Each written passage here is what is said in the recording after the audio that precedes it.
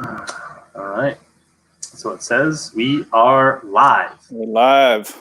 Wednesday night live with Kent Mittelstaedt. So we'll let some people get a chance to roll in here. Not sure how many people were knocking on the door to get in. Notification will go out now for people. We'll see how there's usually been a little lag on the viewers here. Oh, it's great that all these notifications are coming up. All right. So there's at least one. PB Dad is here. He's ready to learn about some finesse fishing. So for those that are rolling in, we have Kent Mittelstaedt here. We're going to introduce him a little formally here in a second. But the main topic tonight is definitely finesse fishing. And I think a little bit on top of that, we'll talk about how forward-facing sonar maybe intertwines with that finesse fishing and some of the things that you've learned, maybe some of the different technologies and how it's worked, and where you kind of see maybe like the benefits, where it's different, maybe where it's like really changing the game, or maybe where it's still maybe where it lacks even. So Kent Mittelstaedt, he's from Minnesota. We've been fishing against each other for how long have you been in the Federation? And that's why we're fishing 10 together. plus years, yeah. 10 plus years. So we've kind of fished head to head a little bit. What's up, Brian? And Kent's the Bassmaster Opens Pro. He's fished some as a co, some as a pro, I think, right? And this year you're kind of taking it to the next level and fishing all tournaments, both Eastern and Central. Is that right? Yep, that's right. So I'm doing all 8 this year, Eastern and Central, and we've gotten 1 in so far, and we got 7 more coming up. So. Right. And you did decent in that first one, right, in Florida? Yeah, had a very good finish. Got 20th place down on the Kissimmee chain, so it was fun. Yeah, that's awesome. So that's a great start. And have you fished in Florida much before that, or in the Kissimmee chain, or? Yeah, so I was down there on the Harris chain the year before with the Easterns. I did that as a boater last year on the Opens, the Eastern side, fished the Harris chain, and then the year before that I was actually on the Kissimmee chain as a co-angler.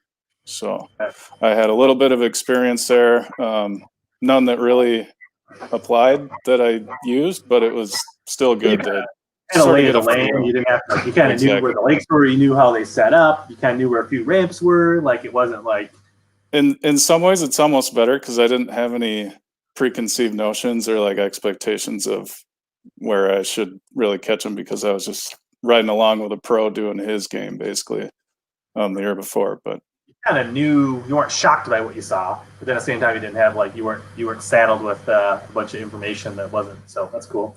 Yeah. Okay. Eric Chad Eddings is here. Frankie, what's up, guys? Thanks everybody for joining. What's up, guys?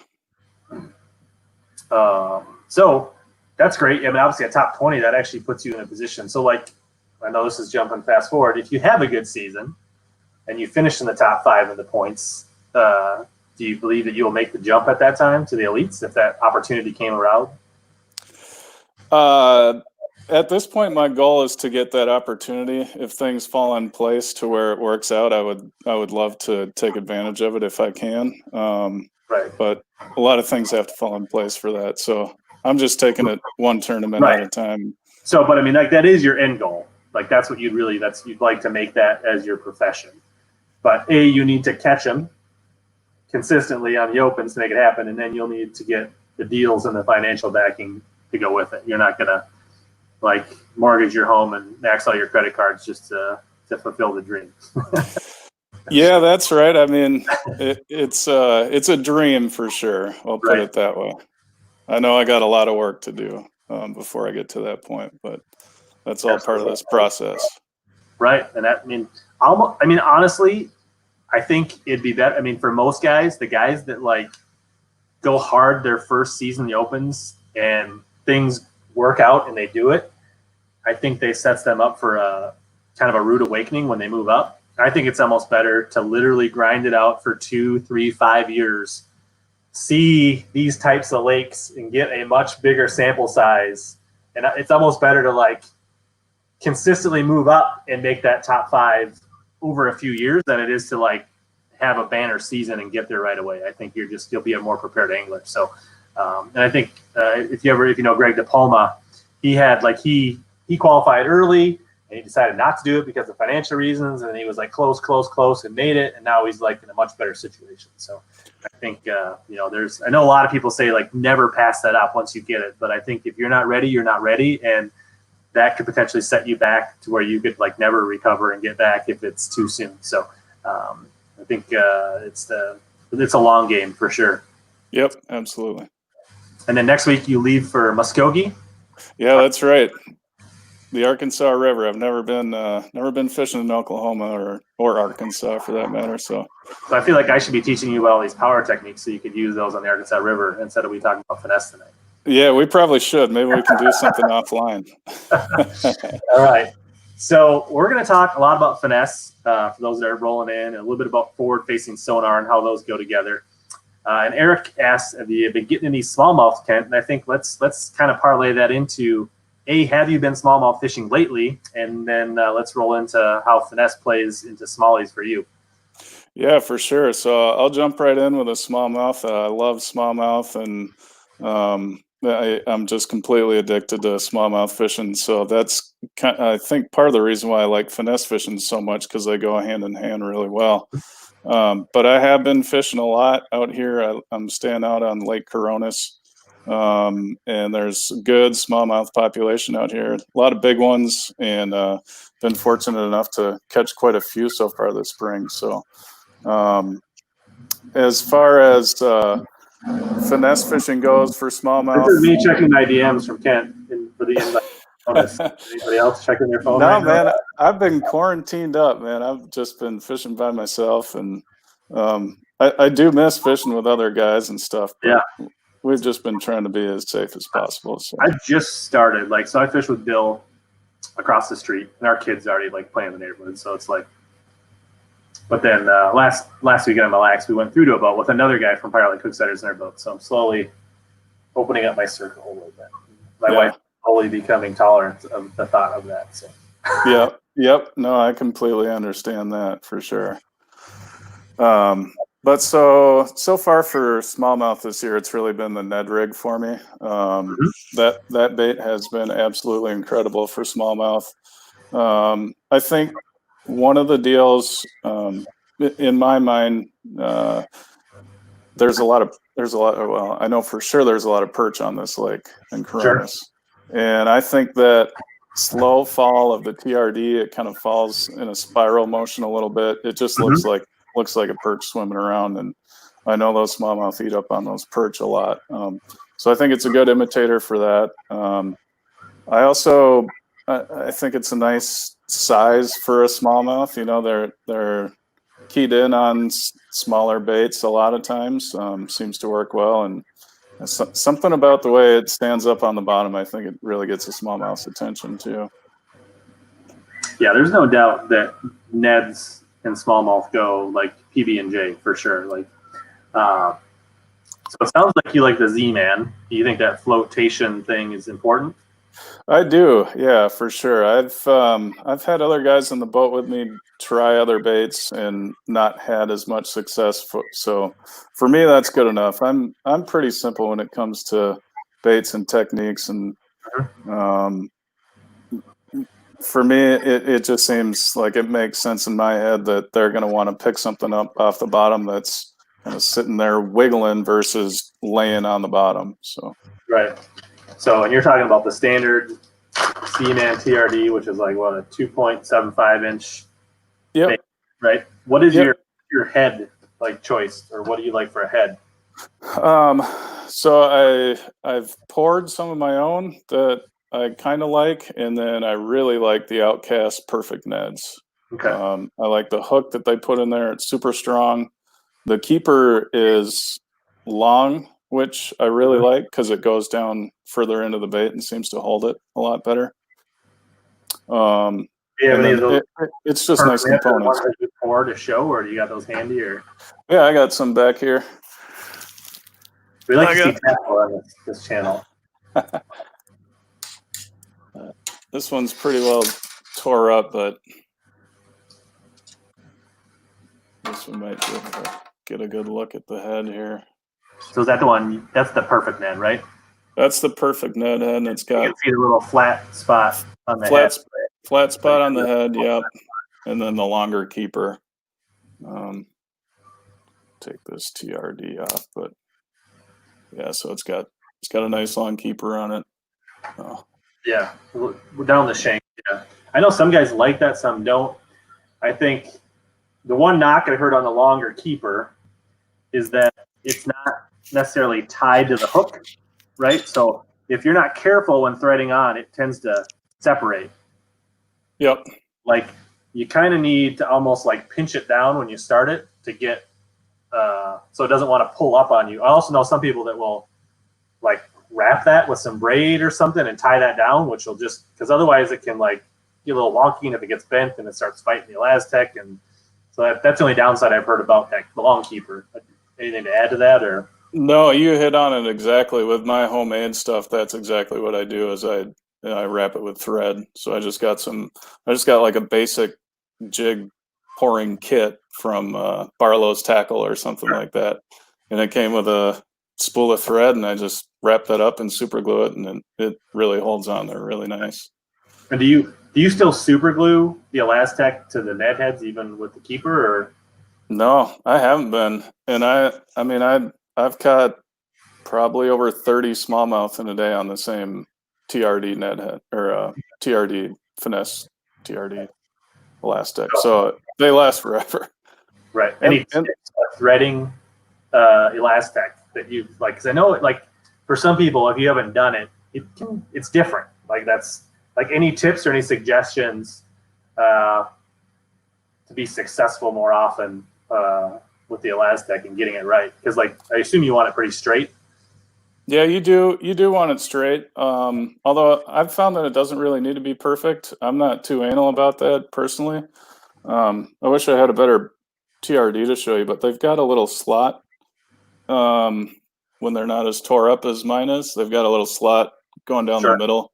And so a good thing to do is I always just take the bait horizontal or vertical like this and try and put the tip right in the center of the bait, run it down through, and then come out that slot. And usually it ends up being about halfway to 3/4 of the way down the slot. So the slot is kind of on the like the dimpled end, right? Is that yep. What yep. Are you coming from this side of the hook? Yep. Okay. Interesting. And then I come out this. What's that? I think I've always rigged them from this side when I've done it. When mine gets wore out on the dimple side, then I just flip it around and rig it on the other side. But yeah, I guess I don't worry too much about it being perfectly straight like I would like a swim bait or something like that, because a lot of it on the fall, I don't mind having a little bit of a spiral to it or erratic fall instead of just falling exactly straight down. I'm not too concerned about that. So if you like a little bit sizable hook, there's the Basstech new Ned jig, slightly bigger than the 2/0 instead of a 1/0. Yeah. Yeah. I would definitely feel more comfortable throwing that wider gap hook for largemouth for sure. I feel like there's just something about their mouths that works out better for a wider gap hook. So yeah, I guess my smallmouth technique isn't broke, so I'm not gonna. I wouldn't fix it, but I would definitely try the Basstech for a largemouth for sure. Well, what do you think about tungsten as a Ned head? Do you think that waste of time? Do you think it would add something to the game? What is your, do you feel like feeling transition and rocks is important to the Ned game, or what's your thoughts? Is this a trick question? No, I'm just curious if it's a benefit or not. No. So I absolutely think tungsten is a benefit for feel. I will drag a Ned rig occasionally. A lot of the way that I fish it, though, is going to be targeted casts to a specific spot, and I'm usually just letting it sit there or bounce it a couple times and reel it in. So if I was dragging it somewhere, maybe on a gravel flat or gravel to rock transition or gravel to sand transition, where I'd want to know where that money spot is, I could definitely see how the tungsten might come into play. Nice. Yeah. And this hook caught like a 45+ inch muskie on Sunday, so it's muskie approved. So like definitely about any bass straightening out your hook as long as you have your reasonable finesse setup. So do you throw anything else? Do you like mess around with the tickler Z's or the hula sticks or like any of the other shapes that Z-Man does, or are you just like TRD all day? Yeah, I mess around with their craw one, the finesse craw, I think it's called. I don't know that I've really had anything that's really proven that it's a better bait in any particular situation.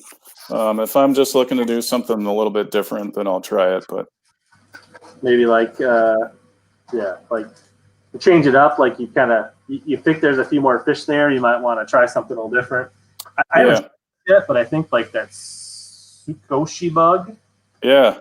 Which is also, I think Z-Man makes this, or it's the stretchy plastic. I think that a little bit bigger profile than like a T, but it's kind of like, I don't know, like it's a little bit bigger, a little meatier. I could definitely see that's, I don't know, I haven't tried it yet, but I think that's a good looking bait. I don't know. I've always been interested in those. I see Josh Douglas posts about those quite a bit on his stuff, and it looks like an interesting bait, but like I said, I'm pretty simple when it comes to this stuff. So I do like, I played around with these a little bit, and I've had success with these, which is the TRD Tickler Z's.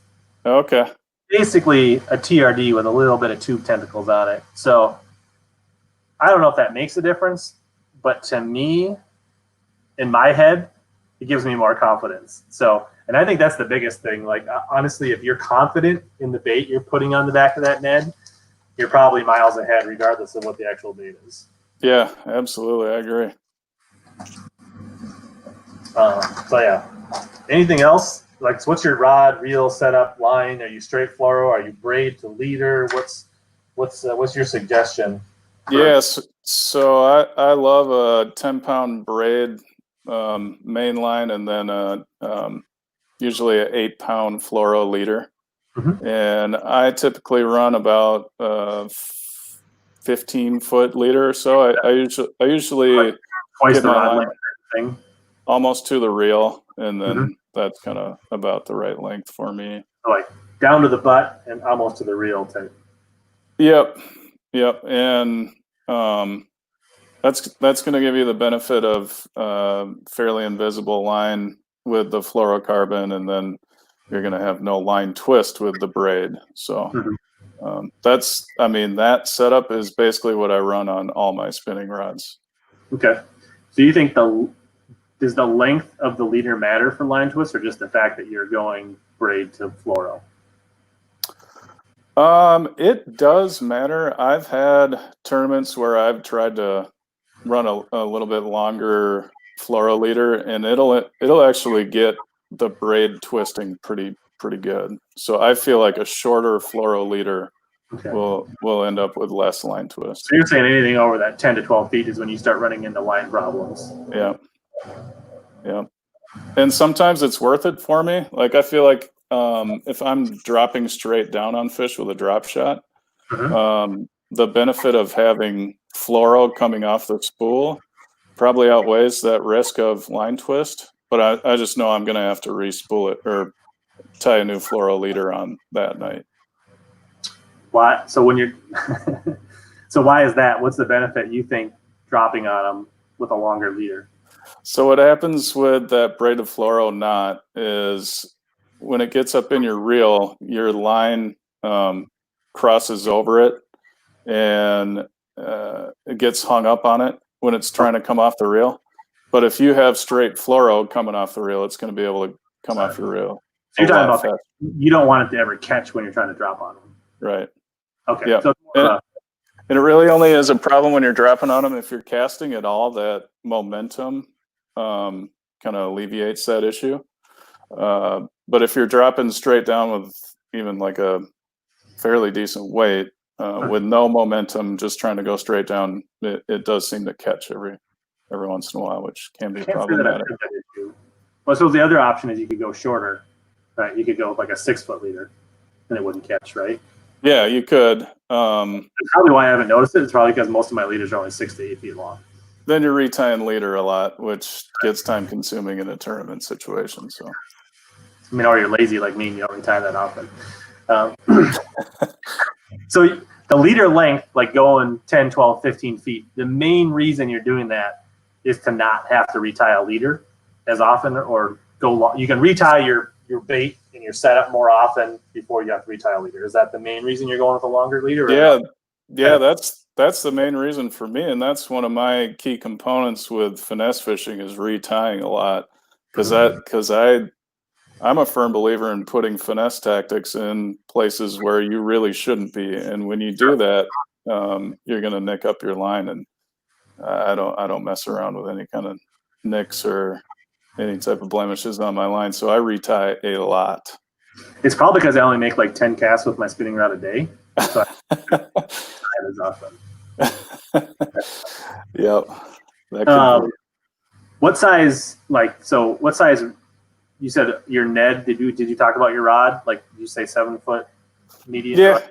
Yeah. Maybe I was listening, but 7 foot medium. Yep. So pretty much all my finesse stuff is going to be a 7 foot medium. The only exception is going to be my fly rod. I've got a little bit longer fly rod. I should actually have an even longer fly rod, but so that's like the hair jig fighter fly is what I like to use a lot. And nice. You want a little bit more hair on Sunday and didn't get a single bite.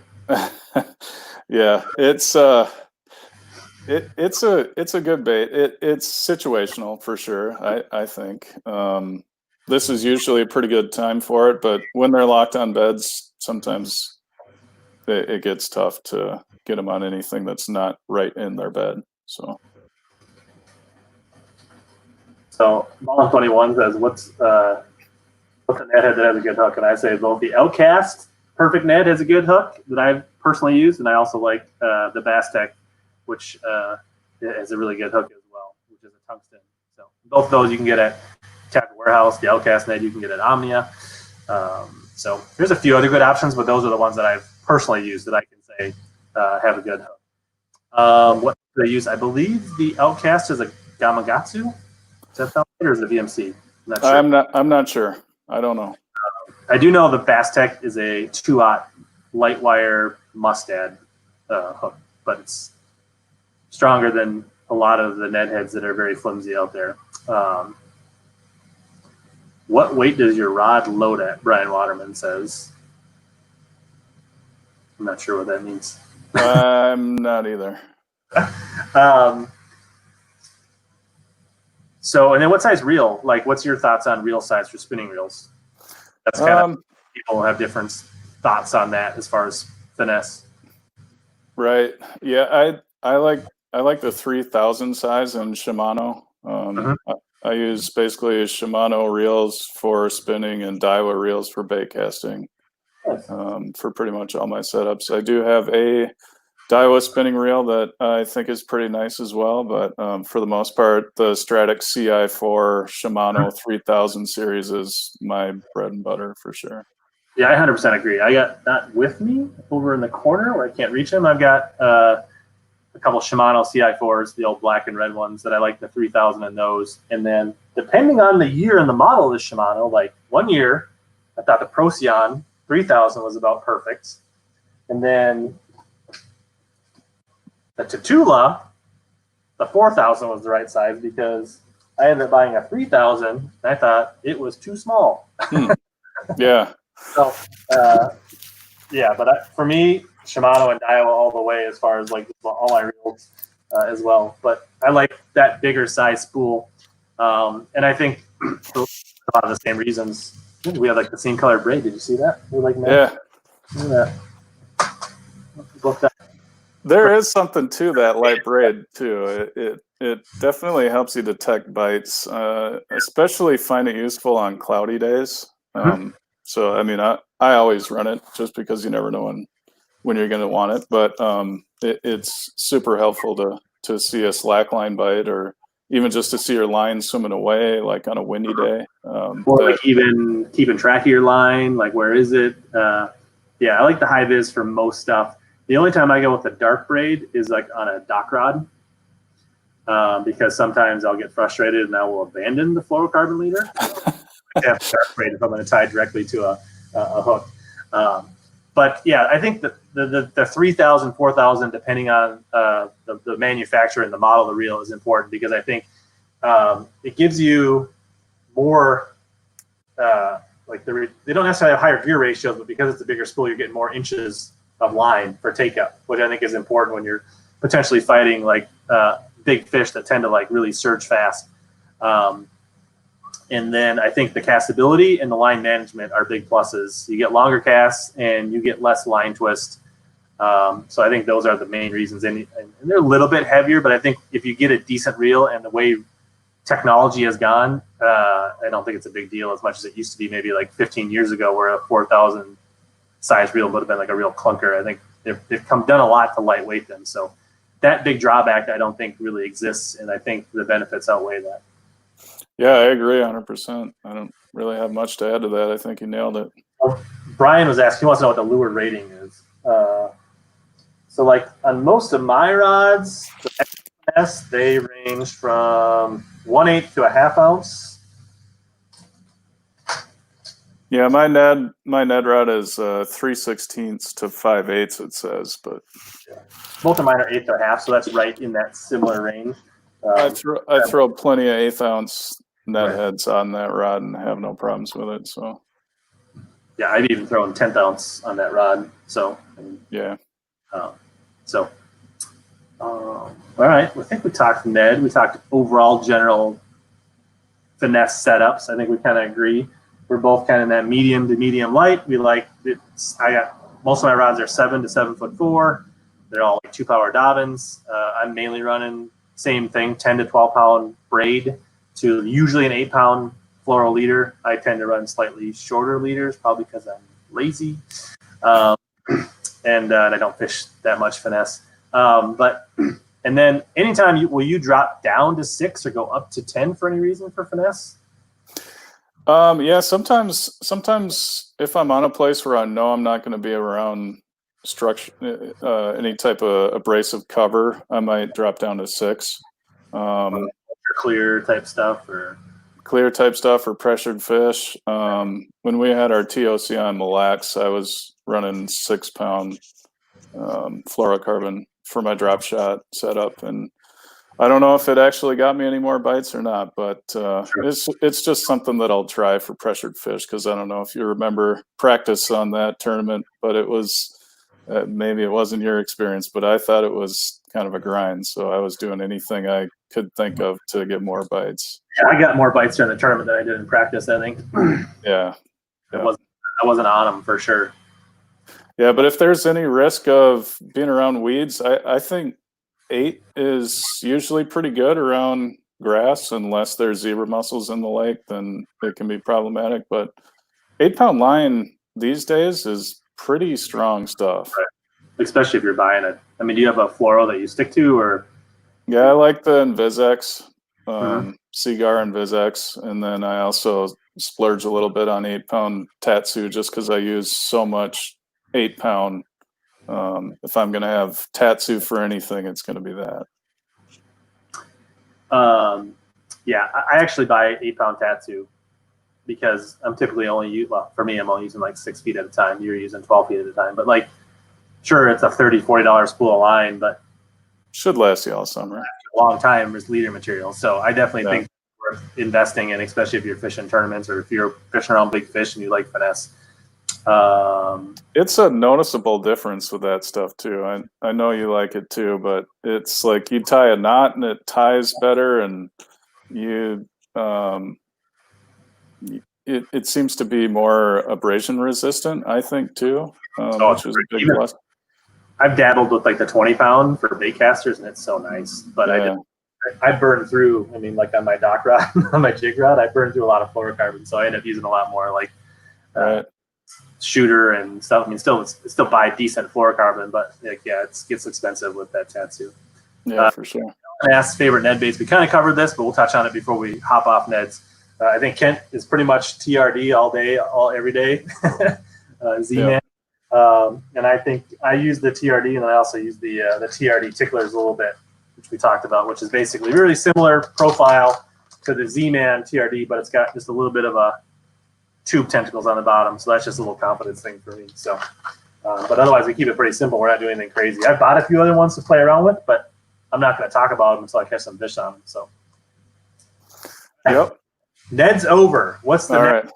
When the Ned stops working, or what's your next finesse for smallmouth that you're? Well, we're kind of going in order of the season. Like I like that Ned early on. Springtime pre-spawn, it seems to be a really good bait. It's a deadly bait if you choose to fish beds. They seem to really hate having that thing standing up in their beds. But once all that's over, post-spawn, I'll still, I mean, I'll throw the net all year long. But really, I start breaking out the drop shot. Ned Rigger. Yeah. I start breaking out the drop shot pretty much post-spawn for smallmouth. And go with it through the summer, definitely into fall too. So I think drop shots. I think that makes sense because I think smallmouth, as the water warms up, they tend to get higher in the water column, so that only makes sense. I think, right? Yeah, they do. Especially on like a sunny, calm day, you'll see them higher up in the water column a lot. I don't quite get it. Like from a largemouth perspective, you'd think on a sunny, calm day they're going to be holding real close to that cover and kind of hiding in the shade and shadows and whatever. But for a smallmouth on a sunny, calm day, they seem to be elevated up off the bottom, and they'll get on top of humps and do really strange things. But that's my favorite thing about them is when they get shallow, when it's slick and calm. Right. Yep. Yeah, it's crazy. But for you guys that maybe don't, I think that's a northern smallmouth thing or a natural lake thing. I think from what I've heard, like TDA smallmouth, Tennessee smallmouth, down south smallmouth, opposite. They act more like largemouth, from what I understand. Yeah. So, I don't know if it's a function of the smallmouth or is it the function of the forage in the lakes where our smallmouth exists. That's probably what it is, that there's something about the smelt or the emerald shiner or the perch or that type of forage in our natural lakes probably does something when the sun comes up, and the smallies probably follow them. And maybe something with the shad and the stuff they have down there. That would be just be my guess. So definitely, it could be region specific what we're talking about. But in general, northern smallmouth, I 100% agree. The calm bluebird slick days, they will get crazy shallow and high in the water column when you wouldn't expect it. Yeah, one thing I'll add to that too in the south is most smallmouth are going to be current related in the south as well. So that completely changes the game with conditions. They're really just going to be keyed in on that current. Sure. So yeah, so you're talking, you start to use a lot more drop shot. Yeah. Late spring into summer. Yep. And it's still there just in case. Yep. What so you said, is it still 10 pound to 8 pound, right? That doesn't really. Yeah, day in, day out for smallmouth, that's going to be my deal, is 10 pound braid to 8 pound leader. I have 3 different types of drop shots that I throw. On any given day, I'll have 2 on the deck, and then I can switch 1 over. So my 3 types are target casting drop shot. So this is where the forward-looking sonar really comes into play that we can touch on later. But basically, I'm scanning around the lake looking for a specific target to cast at, whether that's a boulder or even just a small group of rocks that's on a gravel flat or something like that. I am trying to put my bait within a few feet of that target. You're looking for a small spine, a little ridge, a big boulder, a sunken tree, something very specific where a territorial smallmouth or small group of smallmouths will hunker down on a specific target. Yep, exactly. Yep. Any type of little variation in the bottom. I mean, like an underwater dock, for like to break it down for like layman's people. Yeah, exactly like that. And you don't have to skip either, so it makes it easier.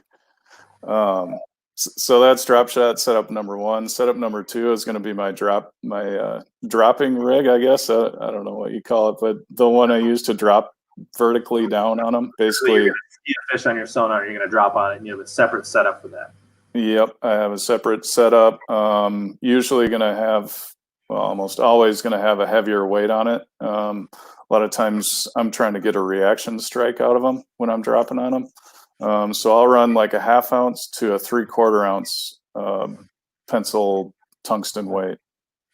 Nice. And it's going to be that's where I'll maybe go to a little bit lighter line too, because there's absolutely no reason why I'm going to get hung up with that fish on anything. So I'm not afraid. Like on a weed edge, or you were dropping in timber, right? Usually you're dropping a rock, but usually you can like shock them to get them away from that rock pretty quick. So yeah, exactly. Yep.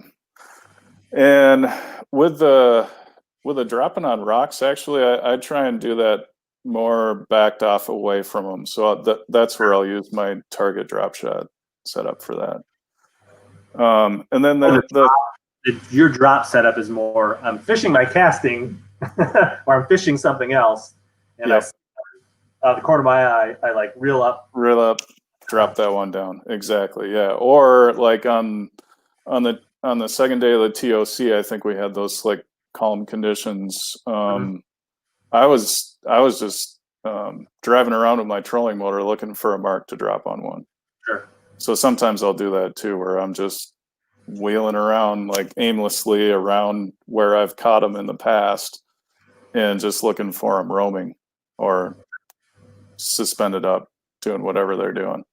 Absolutely. I mean, like, especially on the, I mean, if you have really deep boulders, you can a lot of times pull up on them and drop on them. But yeah, you're usually better off, even a short pitch, maybe 10, 20 feet away, making that cast or that pitch to that boulder than getting right on top of it and dropping on them. But sometimes you could be spot locked casting at that boulder, and all of a sudden you look down and go, oh, there's a different one.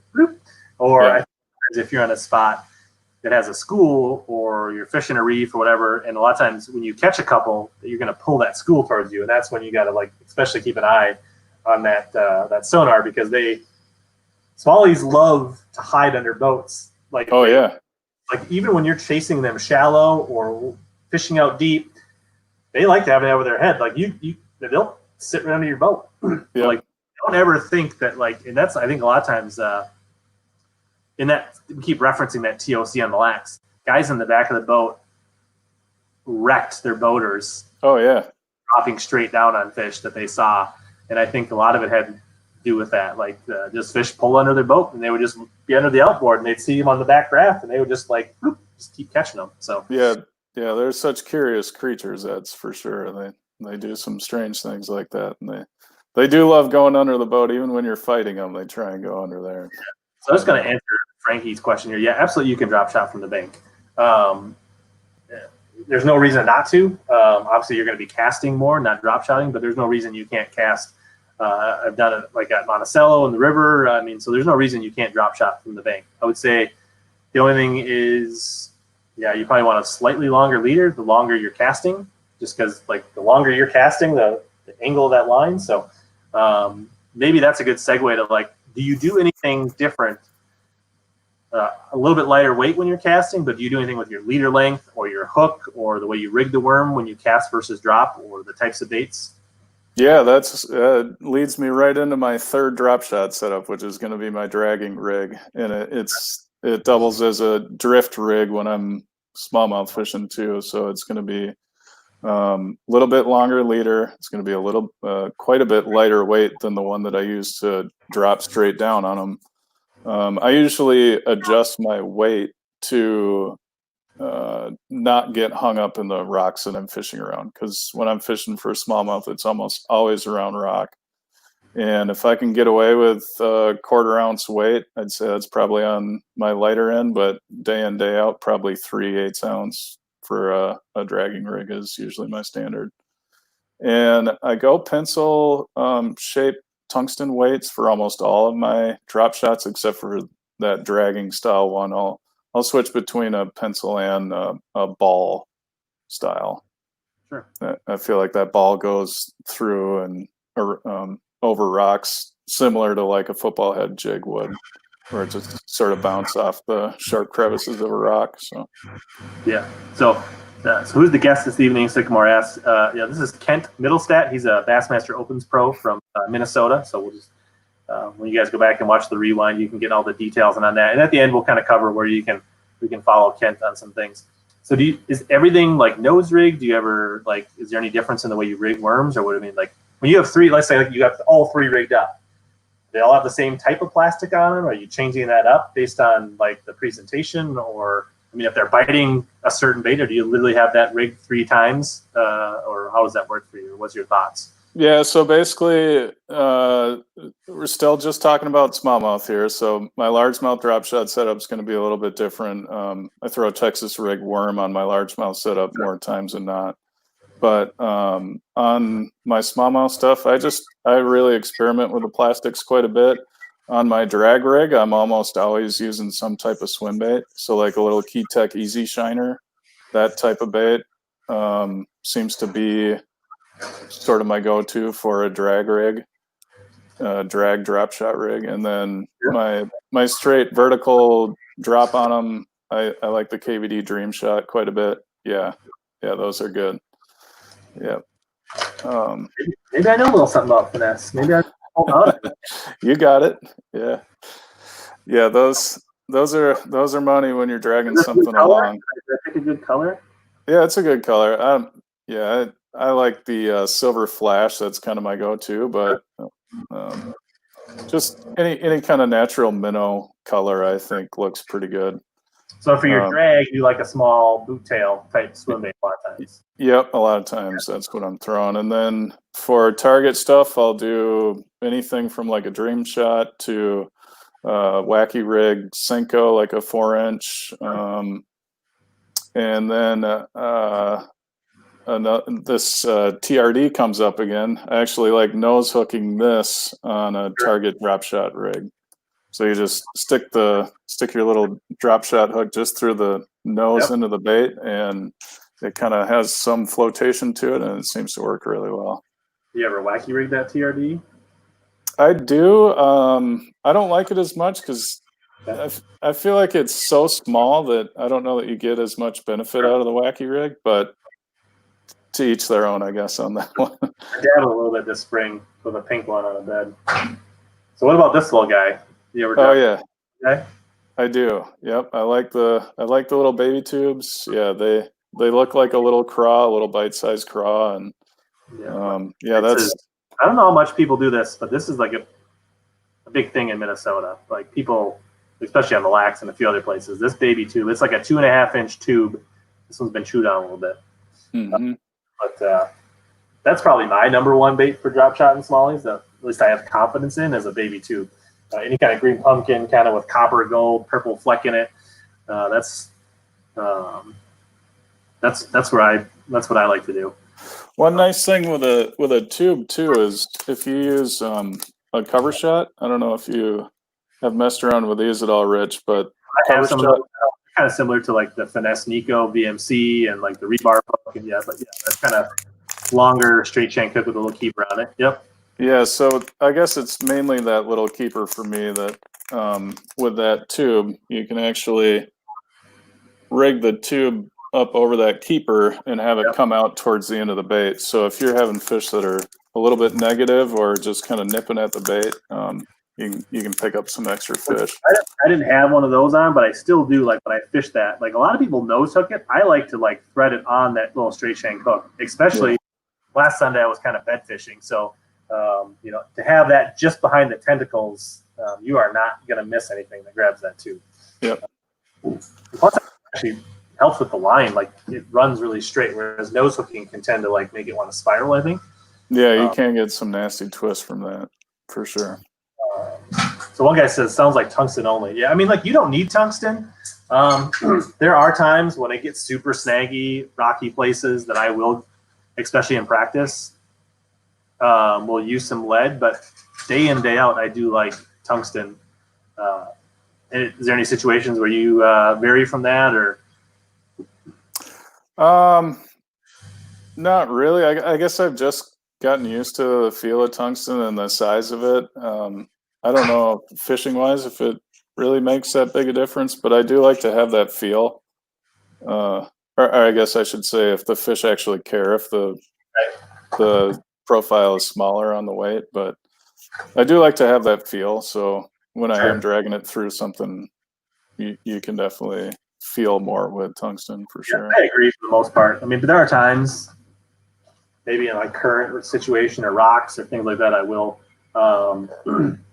So, but the other thing I like a lot is I like most of my drop shots.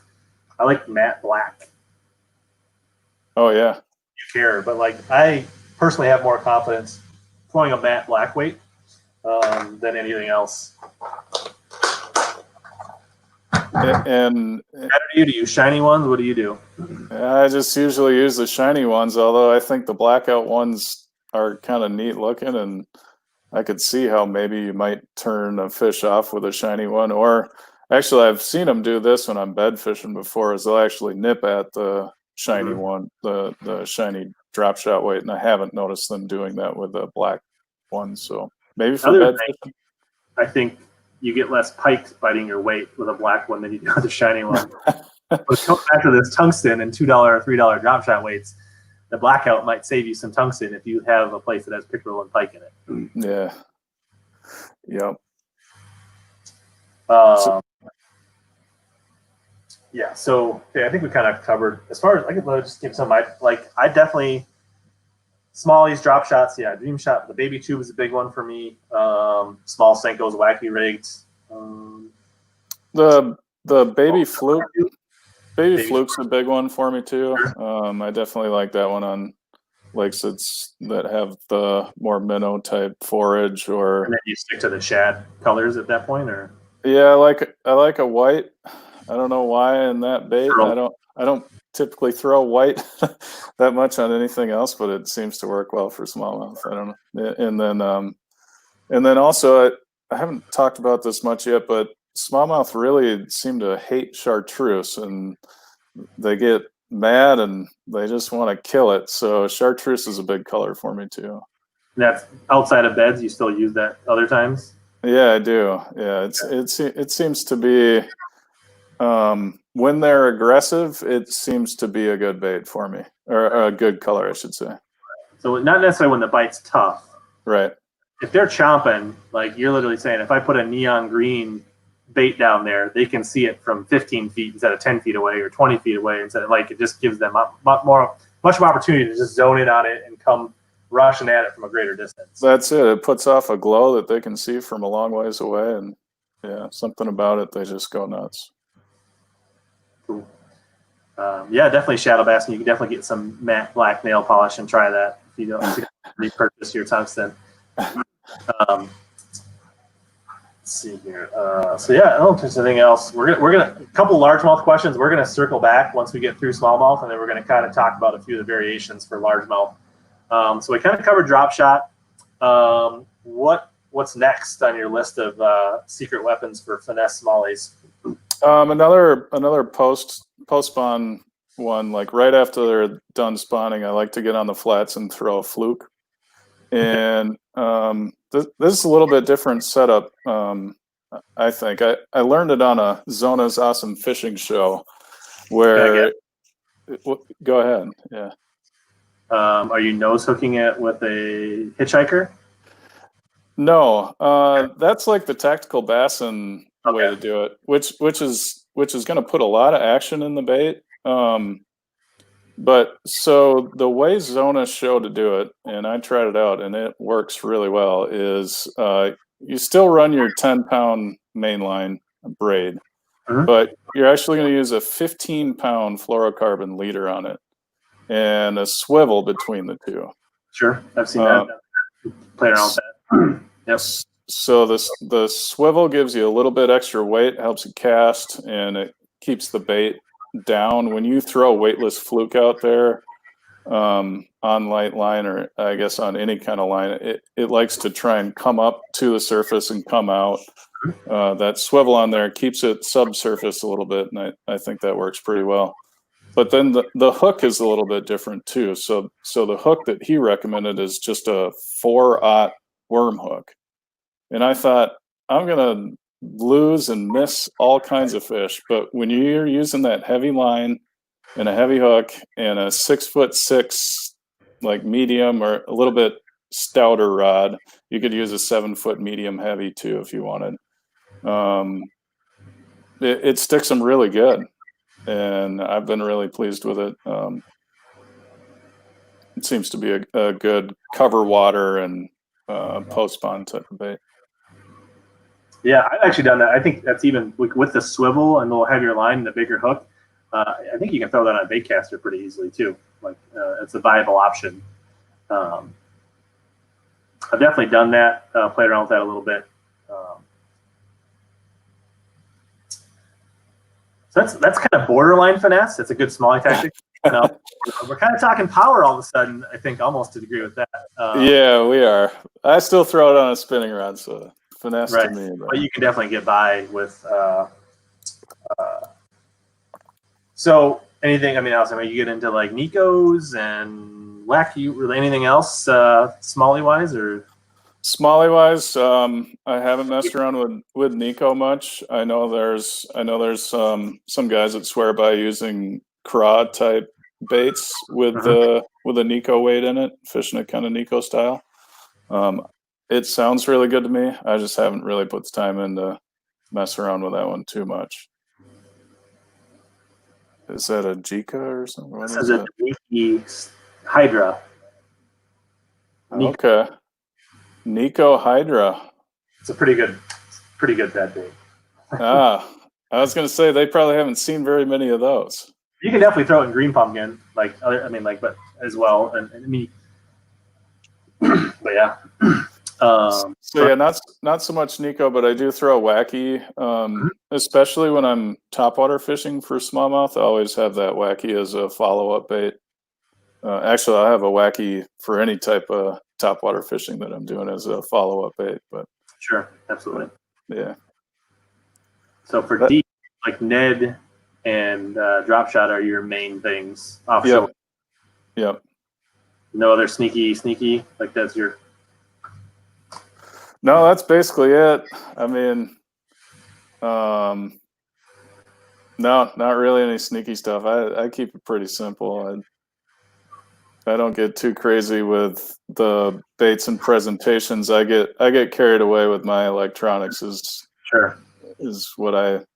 how I build confidence, I guess. Do we want to talk? I guess like a little bit on colors. Are you a lot of natural? I mean, we guess we kind of talked, but I mean, like we talked about the chartreuse as being sneaky and the white for the flukes and some of the shad. Like on your dream shots and some of that other stuff, is that more natural colors, or are you getting into like the morning dawns and that kind of stuff? Yeah, in clear water, I like ghost minnow color in the dream shot. I think it's called ghost. Almost like a clear bait. They seem to pick up on it really well, but it's got to be fairly clear water. We're talking like 6 foot of visibility or more. Sure.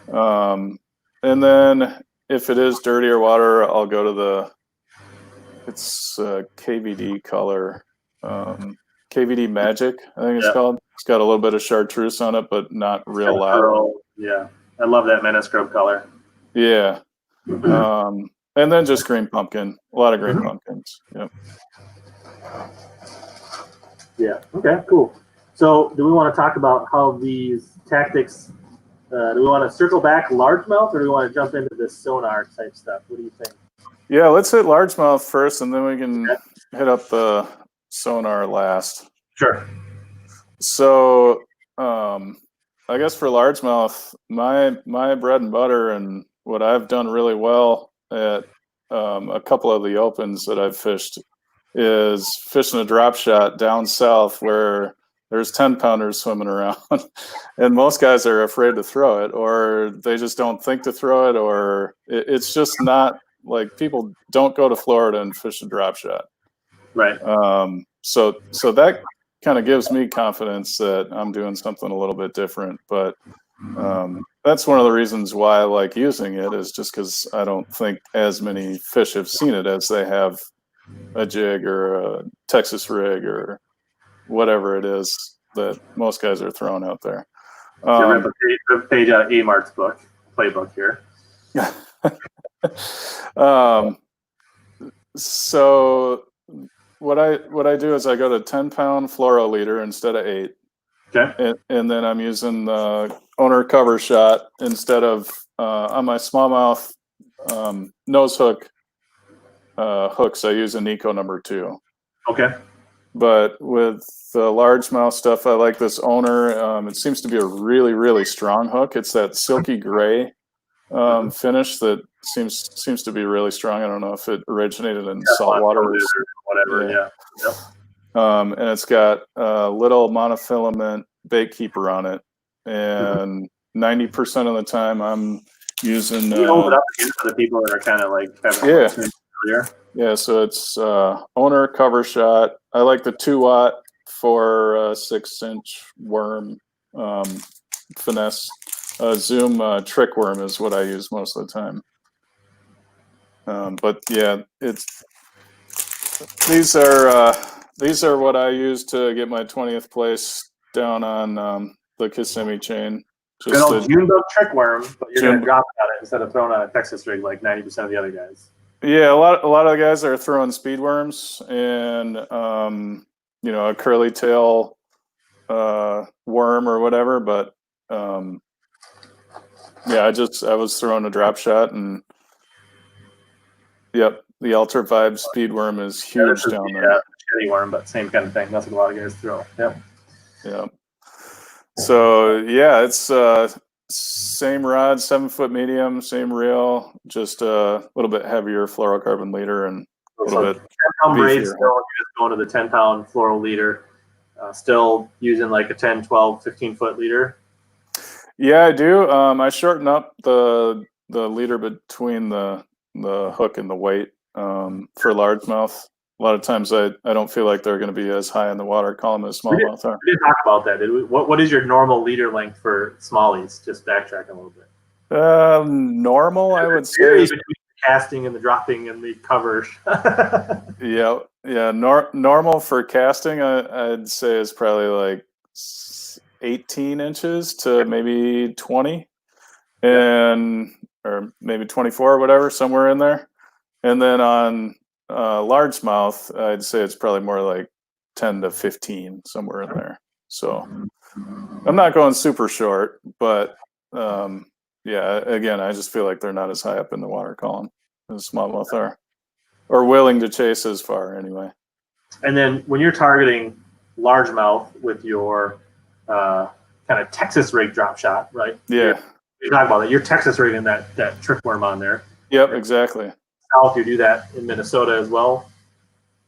Yeah, it works great here. Yeah, so in Florida, what I was keying in on was isolated clumps of hydrilla. But you can do the same exact thing in Minnesota with isolated clumps of milfoil or coontail or whatever it is. So in Florida, both the Harris chain and the Kissimmee chain, there's basically the lake is 6 to 8 feet deep, the whole thing. So you can go around pretty much anywhere in the lake and find an isolated clump of hydrilla. Where in Minnesota, it gets a little trickier because you have more of a weed line that comes out.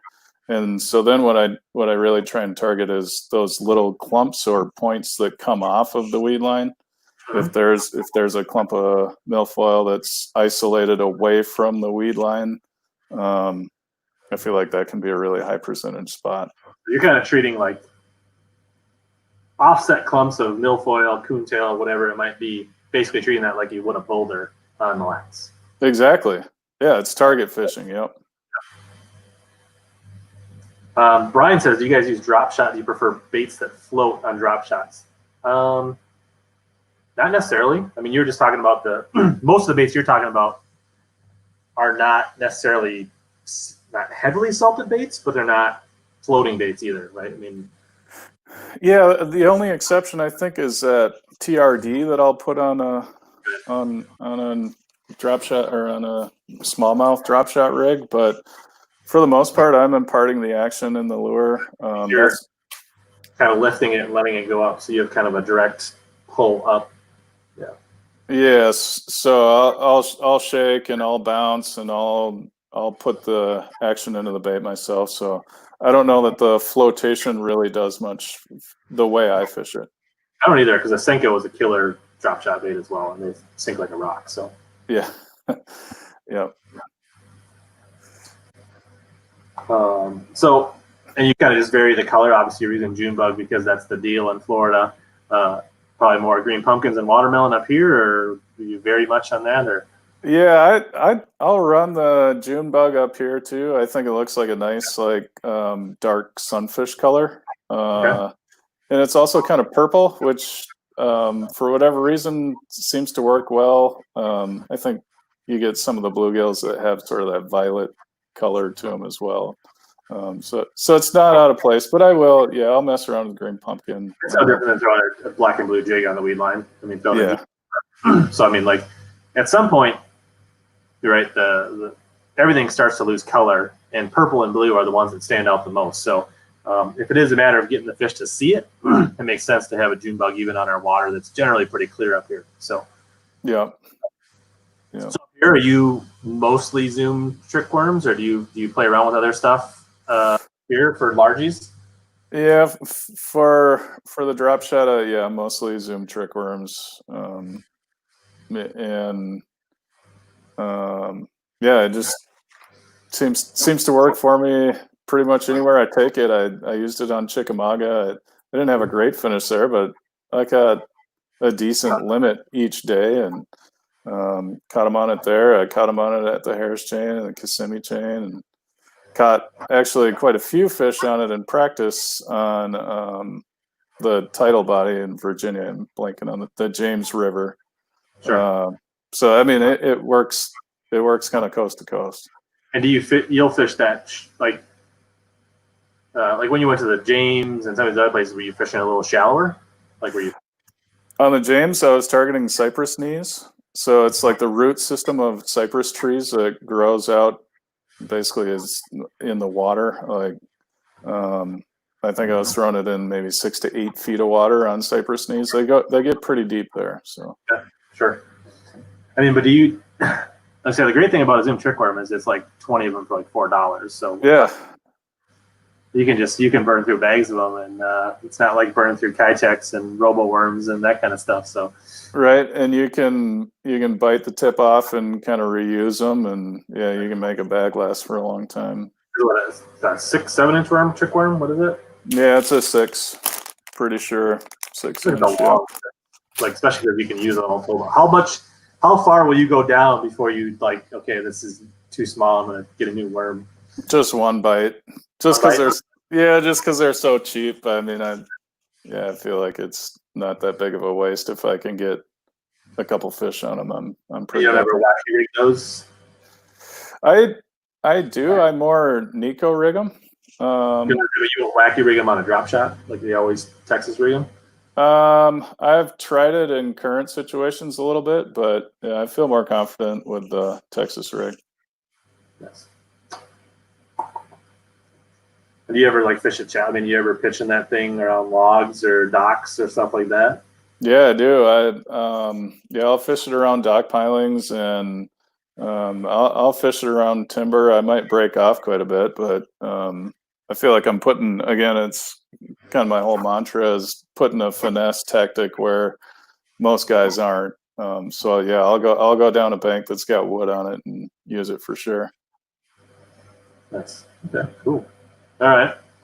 I think we kind of covered the largemouth drop shot. You actually keep it much simpler, probably. I'd probably like goof around more with other stuff when I'm drop shotting for largemouth than you do. So I assume you also throw the Ned for largies. So I do. That up differ for you or not change?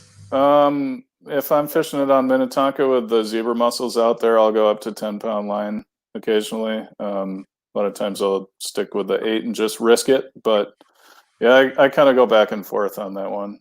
But do you use any of your head when you go to 10-pound, or do you still stay like an 8-pound? Most of the time I'm using the 1/8 ounce, a little bit of the 3/16. Okay. Yeah. Same TRD, same jigs. Yeah, it's basically the same thing for me. I'm just throwing it in a little bit different situations. So I like that bait outside the weed line. When they like late summer, they seem to wander out into the sand outside of weed lines a little bit more. And I like to let it sit more for largemouth. I don't know if it's just that point in the summer, they get a little bit lethargic, but I'm not moving it as much either. What we call dead stick in a 4-inch jig worm. 4-inch jig worm, is that dead sticking it? That's actually what a Ned rig is. I mean, we've been dead sticking 4-inch finesse worms on jig heads forever in Minnesota. So yeah, I think it is really a similar thing. It's still a different rod and different technique for me throwing the jig worms. So I like to put the jig worm. Downsizing that another step, right? I mean, it's basically the same thing. Yeah, right. yeah. My version of the jig worm is I'm using a Outcast Money Head, which has got a beefier hook, and it's a little bit different shape head. I'm not sure how much that part matters, but I think it's got a 60-degree line tie, if I'm not mistaken. Might be 90. But I'm using usually a 4 or 5-inch Senko, right. and I'm trying to get it hung up in the weeds. I'm throwing it basically right up into the weeds. So whether it's a clump or a weed line, normally a weed line for me. Yeah, there's the money head. It is 90. Yeah, I'm just saying, like, I think it's like, I think a lot of people consider the Ned Rig like this new thing, but I'm saying it's really just a small adaptation of like the jig worm. Yeah, not exactly the same, but I think the biggest difference is that elastic plastic. Sure. And then just the lightness of the head. I guess some guys were using that Gopher Tackle super light heads back in the day too. Like those things were basically Ned heads back in the day. Like, yeah, they were tiny. I mean, like, I think there's Gopher barely any lead to them. Elite or their whatever upgraded ones, but the original ones were a glorified crappie jig. Like, their hooks were super light, and like you'd straighten them out, and they were just like, yeah, you'd put them in an old Producto, and maybe like one segment in where the hook came out, and like they were just tiny little things.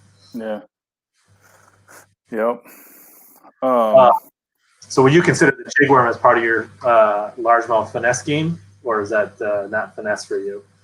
I consider it finesse because I'm still throwing it on fairly light line. I'm throwing it on 8 or 10 pound fluorocarbon leader and throwing it on a spinning rod.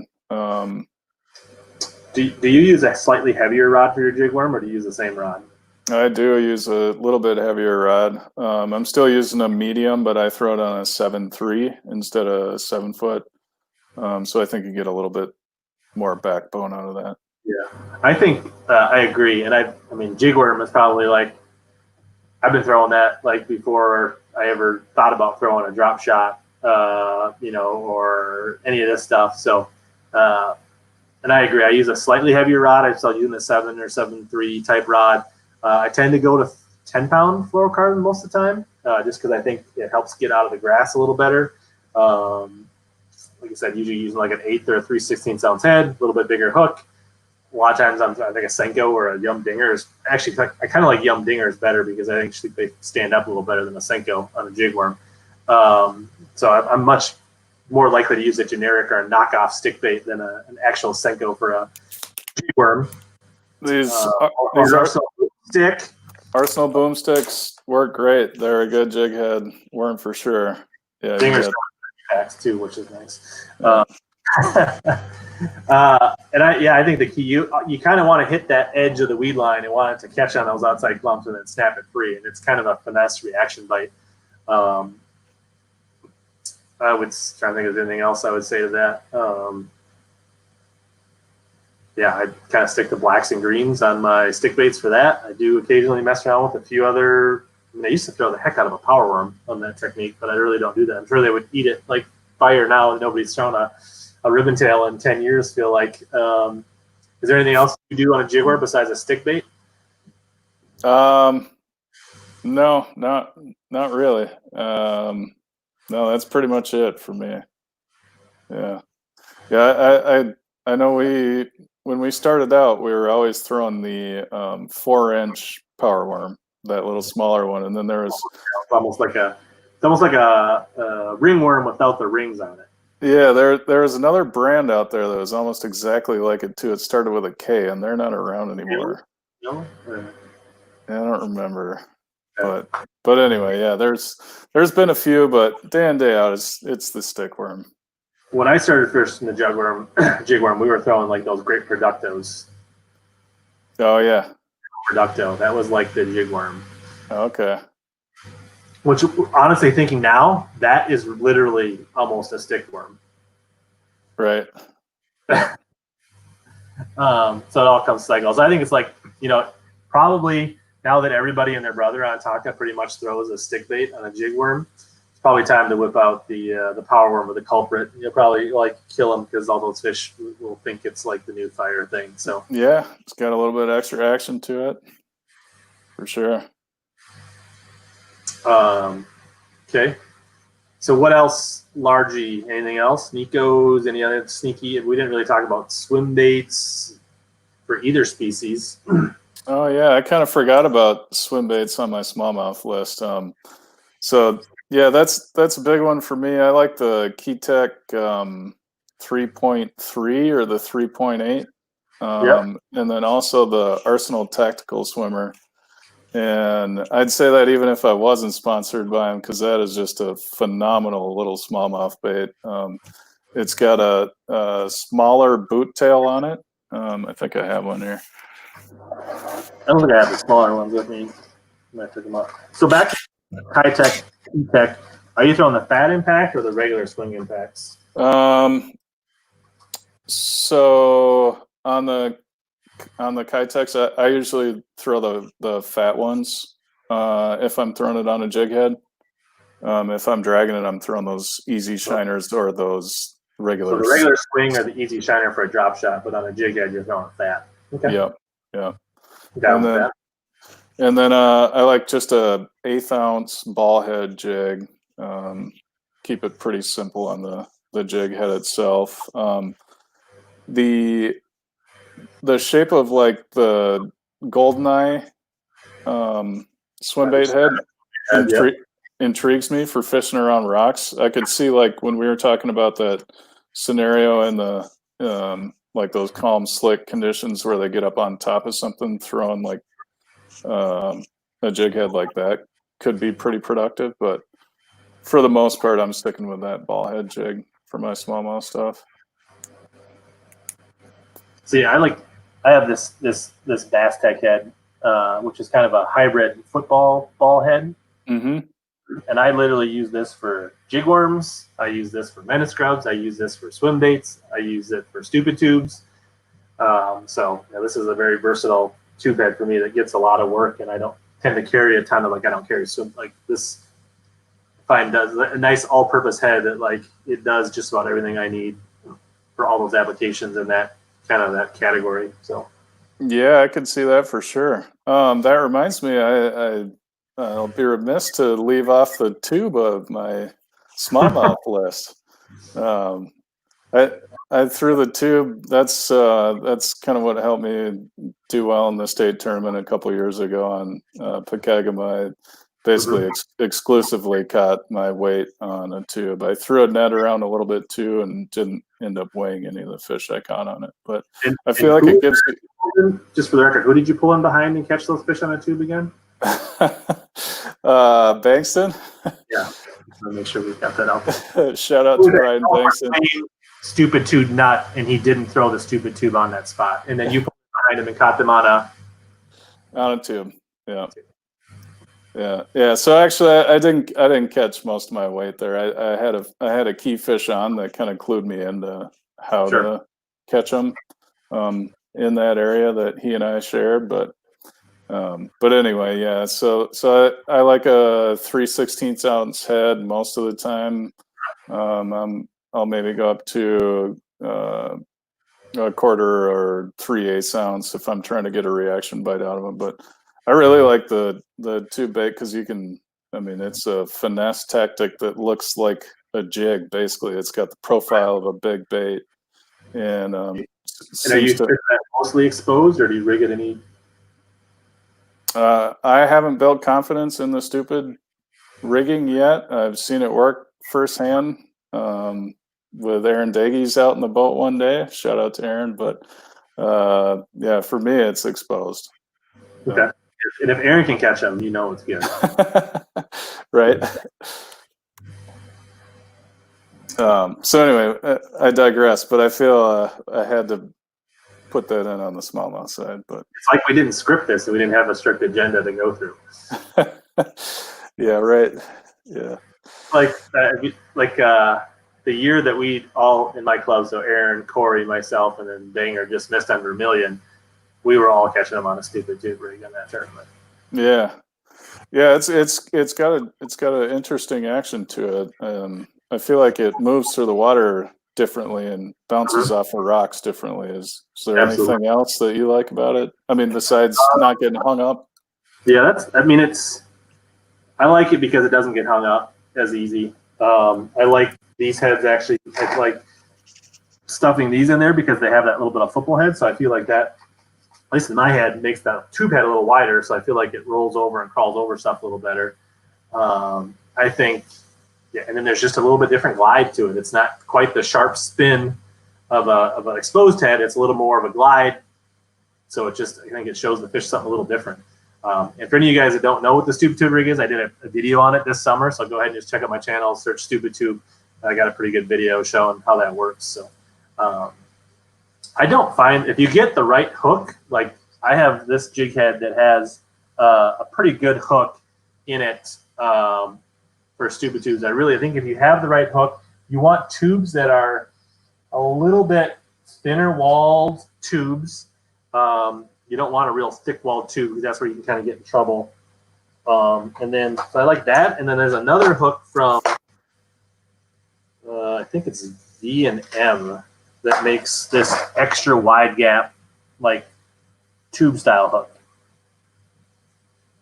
So that can be used internally, but it also makes an unbelievable stupid tube hook. So you got to find the right style tube hooks that have a little bit bigger gap on them, and you need thinner walled tubes. And that's kind of the key to rigging a stupid tube, to not miss a bunch of fish. So hope that helps you white whale. And I guess with spinning gear, yeah, actually most of the time I am rigging a stupid tube on a 7'3" or 7'4" 3-power Dobbins bait casting rod with 10-pound line, sometimes 12-pound line. So yeah, that definitely helps. Yeah, if you're fishing a medium light rod with 8-pound line, you're probably going to have a tough time sticking fish with a stupid tube. If you're fishing braid to fluoro, you probably got a better shot, but I probably would still bump up to a 10-pound on a spinning rod leader. So yeah, definitely beef up your gear just a tad. Because typically if you're fishing a stupid tube, you're probably fishing around slightly snaggier rocks. There's probably some wood in the water. There's grass. There's stuff going on. If you're fishing complete sand and gravel, I'm going to probably throw an exposed tube more often. The other thing nice is a stupid tube like gives you a little more versatility. If you're on a lake that's like Largies, I mean, Largie, it's a good Largie bait as well. And so you can skip it on docks, you can throw it in the laydowns, you can fish it out deep, you can fish it in the grass. It just, especially if you're kind of like mixed bag, maybe you're not quite dialed in, it allows you to have one rod that maybe lets you cover a little more scenarios and give you more flexibility. So it's definitely a great rod for like a co-angler. Stupid tube is a really good weapon.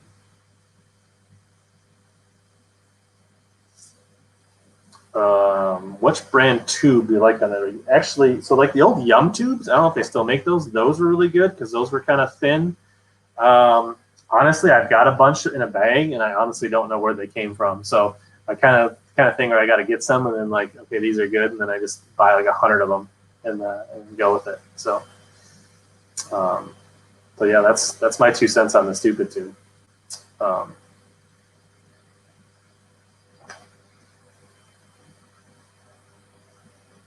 So yeah, anything back to, so do you, anything else you want to cover largemouth wise? Neko rigs, secrets you're gonna spill the beans I don't even know about, like what? Yeah, Neko rigs I've been messing around with a little bit. Definitely not an expert on it, but I do like it for those highly pressured bass for sure. So I'm going back to this Zoom trick worm for it most of the time. Daiwa makes a nice Neko worm specifically for it that mutual friend Dan introduced us to last spring. Yep, that's the one. Co-op between Daiwa and Yamamoto. Right, yeah. I've got a few things in my bag for somebody that doesn't fish finesse stuff. And almost a Senko, but it's got kind of a little bit like a slim Senko cross Senko with a little bit of a bulb tail. I don't know. So yeah, it seems to have an action that's real natural.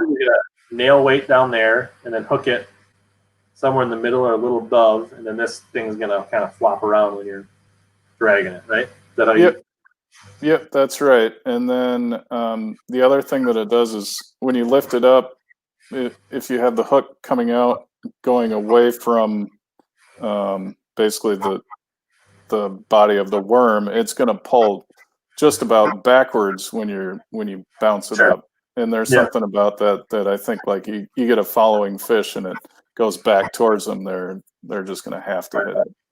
Absolutely. Yeah, I had dabbled with the Neko rig a little bit coming into April last year. And I played around with it a little bit in practice one day, shallow. I started getting a bunch of bites.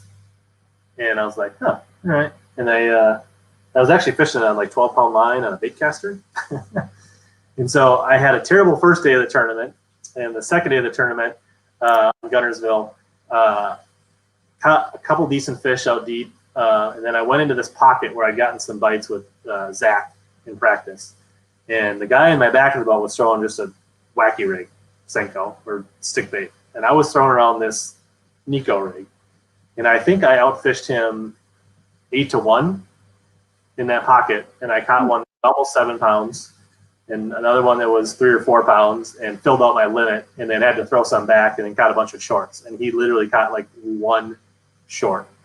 Wow. Now, there is something to this. Like, I think there are times that this is unique and like, especially, I think so many people throw Senkos and throw wacky rigs now. Like it's like a crutch for so many people and so many new fishermen's like first foray into fishing that I think this is a nice differentiator to give them a similar offering that's different enough that will trigger fish.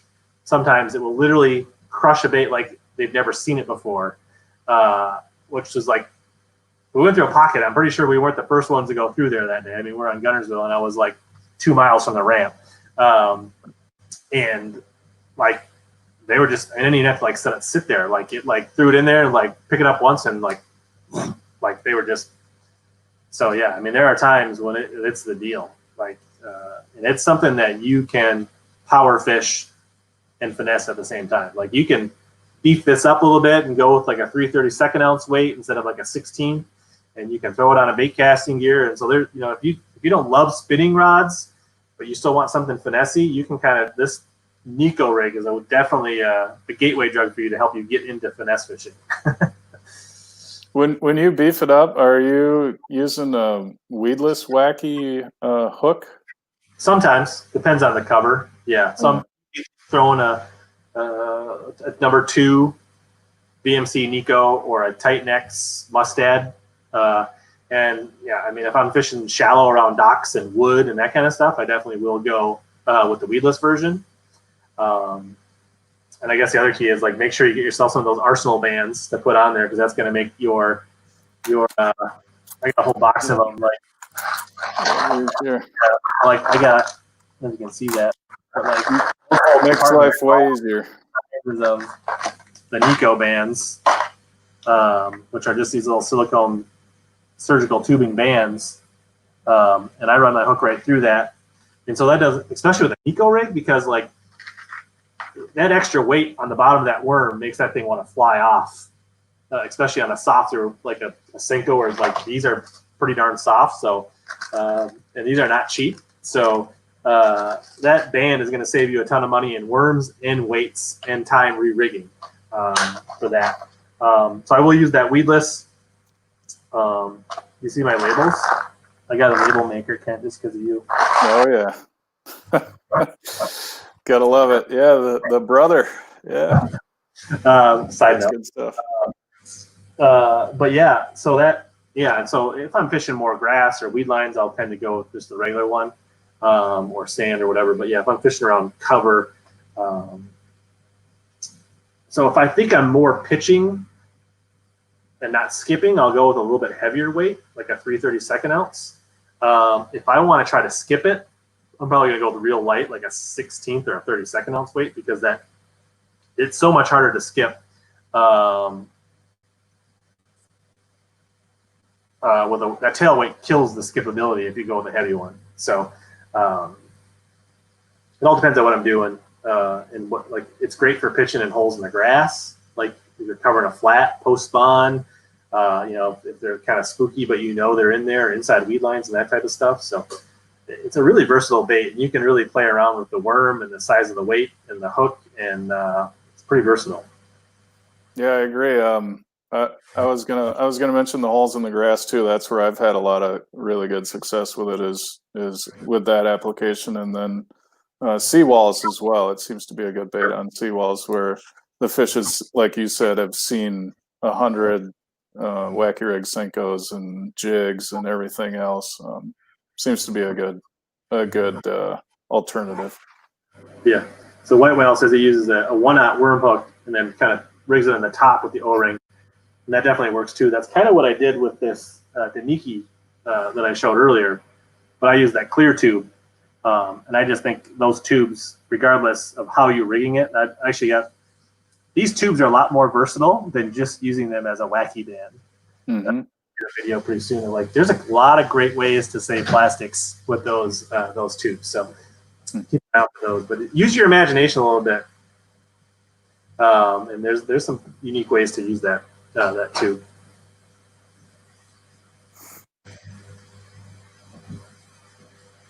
Oh, anything else? I guess so the dial worms and the trick worms, that's your two main for the Neko rig?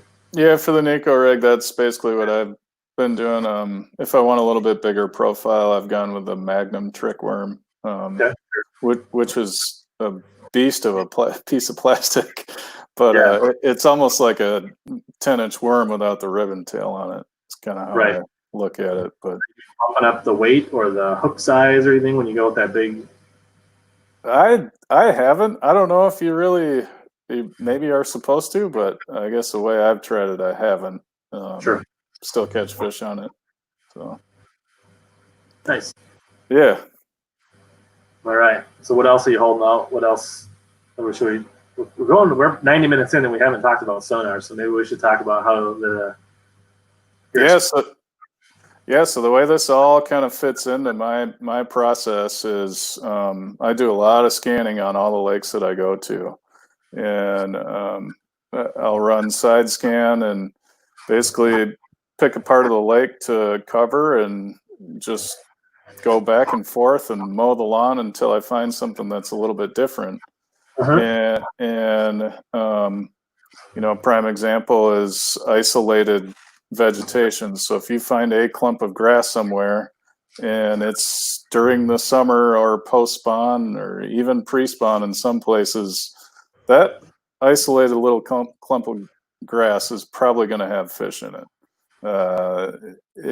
If it's close to a weed bed, even better. If you see bait around it, that's even better still. If it's got a hard bottom near it, that's another thing that I look for. So what I'm doing is I'm marking every single one of these little nuances or little subtle isolated pieces of cover that I come across. And you said weed clumps mostly, like up here or in general? Yeah, up here it's going to be weed clumps and rock piles and boulders and occasionally logs, or if somebody happened to put brush in a place around here. Once I get down south, I'm looking for brush piles a lot more on Lake Hartwell. There's tons of brush piles and what they call cane piles, which is kind of the same thing. But basically just any piece of isolated cover, and then dropping a waypoint on it. One little tip I've found for fishing this way is when you go over a piece of cover like that, you mark it on your side scan. You can tap right on the screen and mark that little whatever it is, isolated cover, mark it, and then drive back over it and try and go right over it. And a lot of times you'll get a more accurate mark if you mark it on your down sonar versus your side scan. And that's just because side scan is trying to do a calculation of how far away it is from the boat. And there's a lot more guesswork, I guess, than shooting straight down with a 2D transducer. So is there anything like, do you do that with all your marks, or only if it's like extra juicy looking, or like, is there a rule for you, like when you will double scan it versus a single scan, or the size of it? Like, so like the size of a car, are you going to rescan it, or? I guess it kind of depends. Like even the big boulders on Mille Lacs, like the great big ones, I've found it helpful to go back over them and remark them. It's a little bit tedious, but it can really pay off because then you're not wasting time. One thing that's helping me avoid having to do that now is the use of forward-looking sonar. And that's kind of the thing that I'm really excited about is I have both the Lowrance LiveSight and the Garmin LiveScope on my trolling motor right now. I'm kind of comparing the two and deciding which one I like better. The Lowrance LiveSight seems to be better for finding those isolated pieces of cover once you get near them.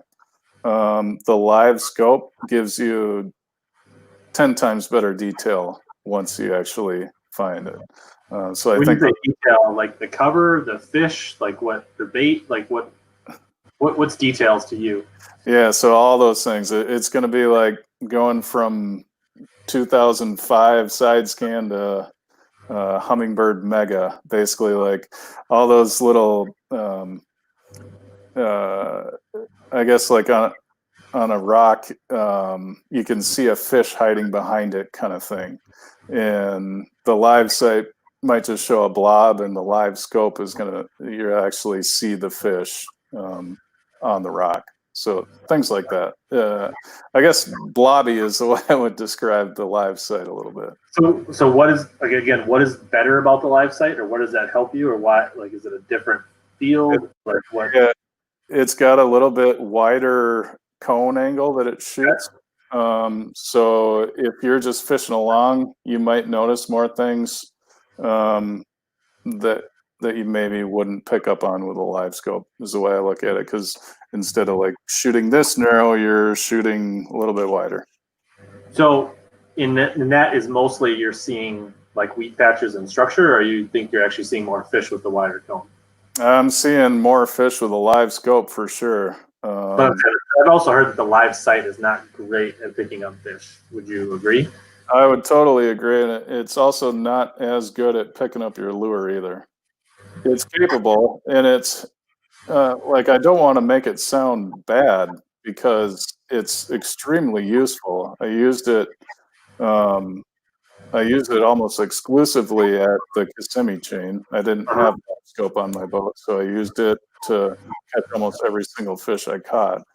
And I used it at Oneida with smallmouth, and yeah, I mean, it's been an amazing tool to just get more detail with the LiveScope. So I guess what I'm trying to say, if you're a Lowrance user already and you like Lowrance and you don't really have any desire to buy a new unit, like, get the LiveSight for sure.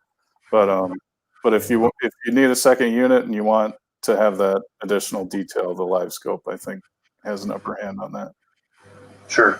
Do you think there's much advantage to having a second unit outside of the LiveScope? Do you feel like that having the LiveSight with it, or would like 360 with the LiveScope be like even better, because you'd be you would get on steroids to what you're saying you're picking up with LiveSight with 360, and then you could be like, okay, I see it now, I'm gonna like stare at it with my LiveScope, and is that, I'm just thinking out loud. Yeah, for sure. I haven't messed around with 360 as much, or actually hardly at all. But it seems like an extremely useful tool. It seems like basically you can do your side scanning without having to move the boat out in front of it. What you don't get is a look at your lure falling, or how a fish is going to react to the bait that you're throwing at them. that type of thing. I was just thinking, like, having the 360 going while you're fishing along to help you pick up. That could not licking, and then what is that? And then like turn your LiveScope on it and be like, okay, let's dissect it. Like, I'm pretty sure Jacob Wheeler is using that setup Yeah. right now, and he's having some success for it. I think he actually mentioned in his write-up after the Toyota series that he just won, that was one of the factors that helped him win, was having that combination of units. I think his 360 is actually broke right now, but yeah, I do think he does that. But Yeah. Yeah, the only concern is interference, which I have heard it can be a little bit of a problem. But if you can get all that technology to work, I mean, you know exactly what's going on all the way around your boat. And so, are you running Lowrance side scan at the council? Yep. Yeah. So I've been a Lowrance person for a long time. I've always kind of had that as my side scan and 2D sonar, and I like everything about the user interface just as a preference more than anything. I think they're all great units. Just depends on what you like. So now I've got a 9-inch Garmin unit up on the bow, and that's what I'm running my LiveScope to. And to answer your question, yes, I think you definitely do need 2 units. Trying to use a small forward-looking sonar screen just doesn't work, or a split screen. You can't see enough of what you need to be able to see, and it's not like 2D or even side scan. There's a lot more subtleties that you can pick up on that you really need that screen size for. Do you wish you would have gotten bigger than a 9-inch? Yeah. I'm already kind of hoping to get something bigger. Like, you're gonna try to cash a check at the Oklahoma or the Arkansas River, and then parlay that into a 12-inch Garmin. Yeah, it's always something. Yeah, it was just a good entry level unit. I got the 93 SV, and it's certainly capable. It's helped put tons of fish in the boat for me already this spring, and yeah, I'm just super excited about it. Yeah, the 93 SV is definitely a good beginner unit, but certainly we'll be hoping to upgrade in size at some point. So Kevin asks, any feedback on the perspective view from your Garmin? I haven't tried it. I don't know. It doesn't. It looks more like what 360 kind of offers, but also still live image at the same time. I guess what I would miss from that perspective view is it's not going to show you any of the water column. So it's basically just kind of a flat view of what's in front of you instead of a water column view in front of you. It's better for shallow water, I think, right? That's the way it looks. Yeah. It might be better for somebody that's doing a lot more cranking or a swim bait, or somebody that's more of a power fisherman. But kind of with my process of target casting, I want to be extremely efficient in that process, and so I think being able to see the water column is definitely part of the equation for me. Did you have LiveSight on Island Lake last year? I wish I would have. Okay. I did not have it in time for that one, unfortunately. I know it would have put a lot more fish. So I'm just asking for a friend. So. I know it would have put a lot more fish in the boat for me, because I did catch a lot of my fish dropping on them, and even like I think we talked off air about catching drop fish in 8 feet of water.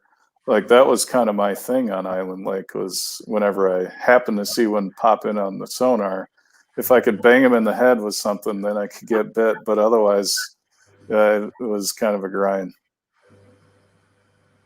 A lot more fish. You only needed like a couple fish. I know. I know. I just needed to get my limit on day 2. I would have been good.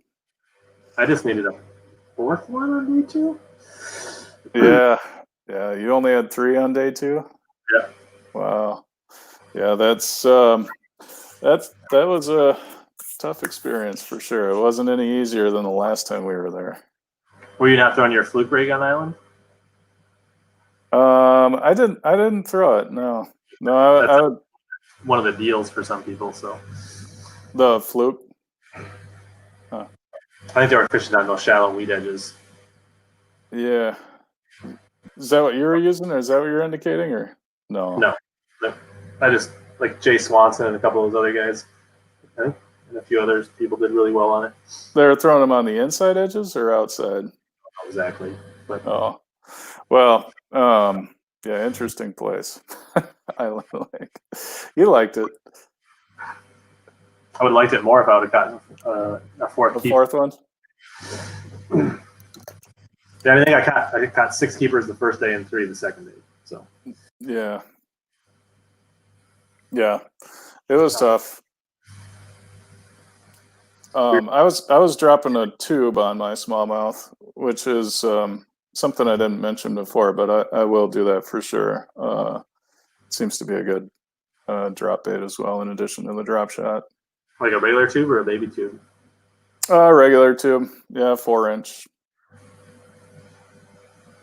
Yeah. So is there anything specific? So the forward-facing sonar, you believe really deadly when combined with the pre-scanning of specific offshore targets. Yeah, for sure. So so your waypoint gets you close, and then the forward-looking sonar gets you the exact cast. So basically, what I'm doing is lining up with that isolated piece of cover. I'm using the range rings on my waypoint on my chart to give me an idea how far away I am. And you kind of get a feel for what a 30-foot cast feels like compared to a 50-foot cast. And you lose visibility once you're past like 70 feet on any of the forward-looking sonar. LiveSight might actually have a little bit of a hand up on that one. I haven't played around in very deep water yet this year. It's mostly been on shallow flats, less than 10 feet. But anyway, so the waypoint gets you close. The forward-looking sonar gets you the exact cast for sure. So do you like even with the LiveSight, do you feel like there's still benefit in doing the double scan since you're going to be right there with the live anyways, or do you think that's with the live sonar, the double scan is less important? So I'll give you an example of smallmouth fishing right now. Smallmouth are really close to very small rocks on my lake at the moment. Yeah. And in that situation, I think it definitely helps. If your piece of cover, I would say is less than 2 feet in diameter, whether it's a brush pile that's tiny or a little rock or whatever it is, then I think that double scan process is helpful still. Cool. And then do you, I guess, any scenarios where like forward-facing live sonar has helped you like see the fish react to your bait, or I guess the pros of it, like you can see your bait, you can see your fish, you can see there's fish there, so like you stick with it. And on the contrary, is there any times where you see fish and then you just sit there almost like it's a bed fish and try to catch it and it doesn't work out, but it actually costs you time? Well, since you brought it up, it does work extremely well for bedfish. So no, I'm thinking about like this. Just before we talk about bed fishing, like just say you find a small pile of rocks, you find a lay down, whatever. Being able to see the fish in your lure, right? Like, will you stay there longer if you can see the fish or you can see that they are interested in your bait? Yeah, 100%. I think it happens more for me with smallmouth because they seem to be swimming around. And maybe it's because they're around rocks and harder cover and boulders and stuff like that. You can pick them out easier than a largemouth ambush predator is going to be, buried into those weeds more or buried into that brush pile more. But yeah, for sure. Like on Mille Lacs, if I'm fishing a boulder, I can see how that fish reacts to my bait. Sometimes they swim off, and if I don't see a fish around the boulder anymore, I'll maybe boogie and go hit my next boulder and then come back to it later in the day or something. And then would you like come back maybe with a different or a different color, or give them something like, well, that Kitech didn't do the trick, so maybe I'll show them a baby tube this time, or anything like that? Or yeah, I mess around with that. I think for me, it's more of the angle, so I'll try a different angle on them, and a lot of times that can get them to go. So I mean, like a lot of times, like you'll see a fish that kind of seems like it's reacting to your bait, but obviously isn't biting it. Yep. That will cause you to stay there or keep fishing for it from a different angle or a different bait, and allow you to convert it. You think? Absolutely, yeah. I mean, it's like crazy how good it works. And then I guess on the flip side, what I was saying, is there any scenario where you found yourself where you can see 2 or 3 fish down there, and you keep fishing for them because you see them and they just never bite? Yeah, that happens with. I had that happen a lot on Hartwell with spotted bass, and yeah, if they weren't, I guess it's so situational that you got to kind of feel it out through the day or through practice or whatever. But I got used to, if they weren't going to bite it after the first couple casts, like they just weren't going to do it for whatever reason. I don't know why. Right. I'd try different stuff, and there it seemed like they'd get really, really fired up on your first couple throws, and then after that you could keep casting at them, and if you didn't get one to bite on those first couple throws, then the other ones nobody was going to go after it for me. Yeah, that's interesting. So I think it's almost to some degree it's like bed fishing. You gotta like know when to stick with it, know when to like bail on those fish, even though you can see them. So yeah. You definitely see their behavior, kind of like bed fishing too. Like you kind of get a feel for their mood, I guess. So yeah, you learn a lot for sure.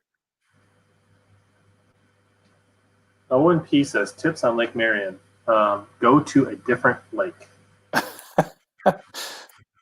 No, honestly, to me, I think right now on Marion, once we get into the summer pattern, there's really like 2 ways to catch fish on Marion that are consistently productive. One is to flip the milfoil in the grass, like you would on other lakes, and 2 are like finesse, jig worm, drop shot, Neko rig on those deeper water, hard bottom transitions that need the grass. That's basically the only 2 ways to consistently catch them out there. No docks? I've never been on it. They don't really like. There's too much pressure. They don't really relate to docks anymore. I mean, you catch them occasionally, but consistently, they're not. They just don't use them, or if they do, they're so conditioned they don't bite anymore. And not by me, because I hate that lake. So.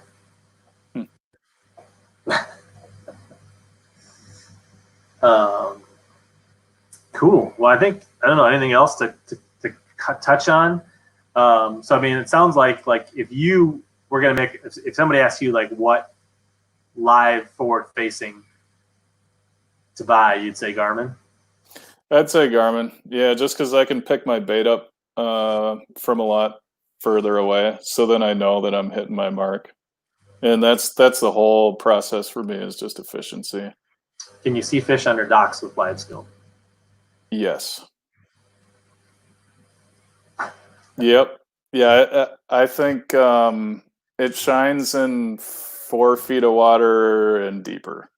So if you're fishing really shallow docks, you might pick them up, you might not, but yeah, you can certainly see fish. I mean, do you see like the bait fish and the bluegills, or is like they're easy to tell the difference? I mean, like the size of the blobs is easy to pick out for a game fish from a bait fish, or?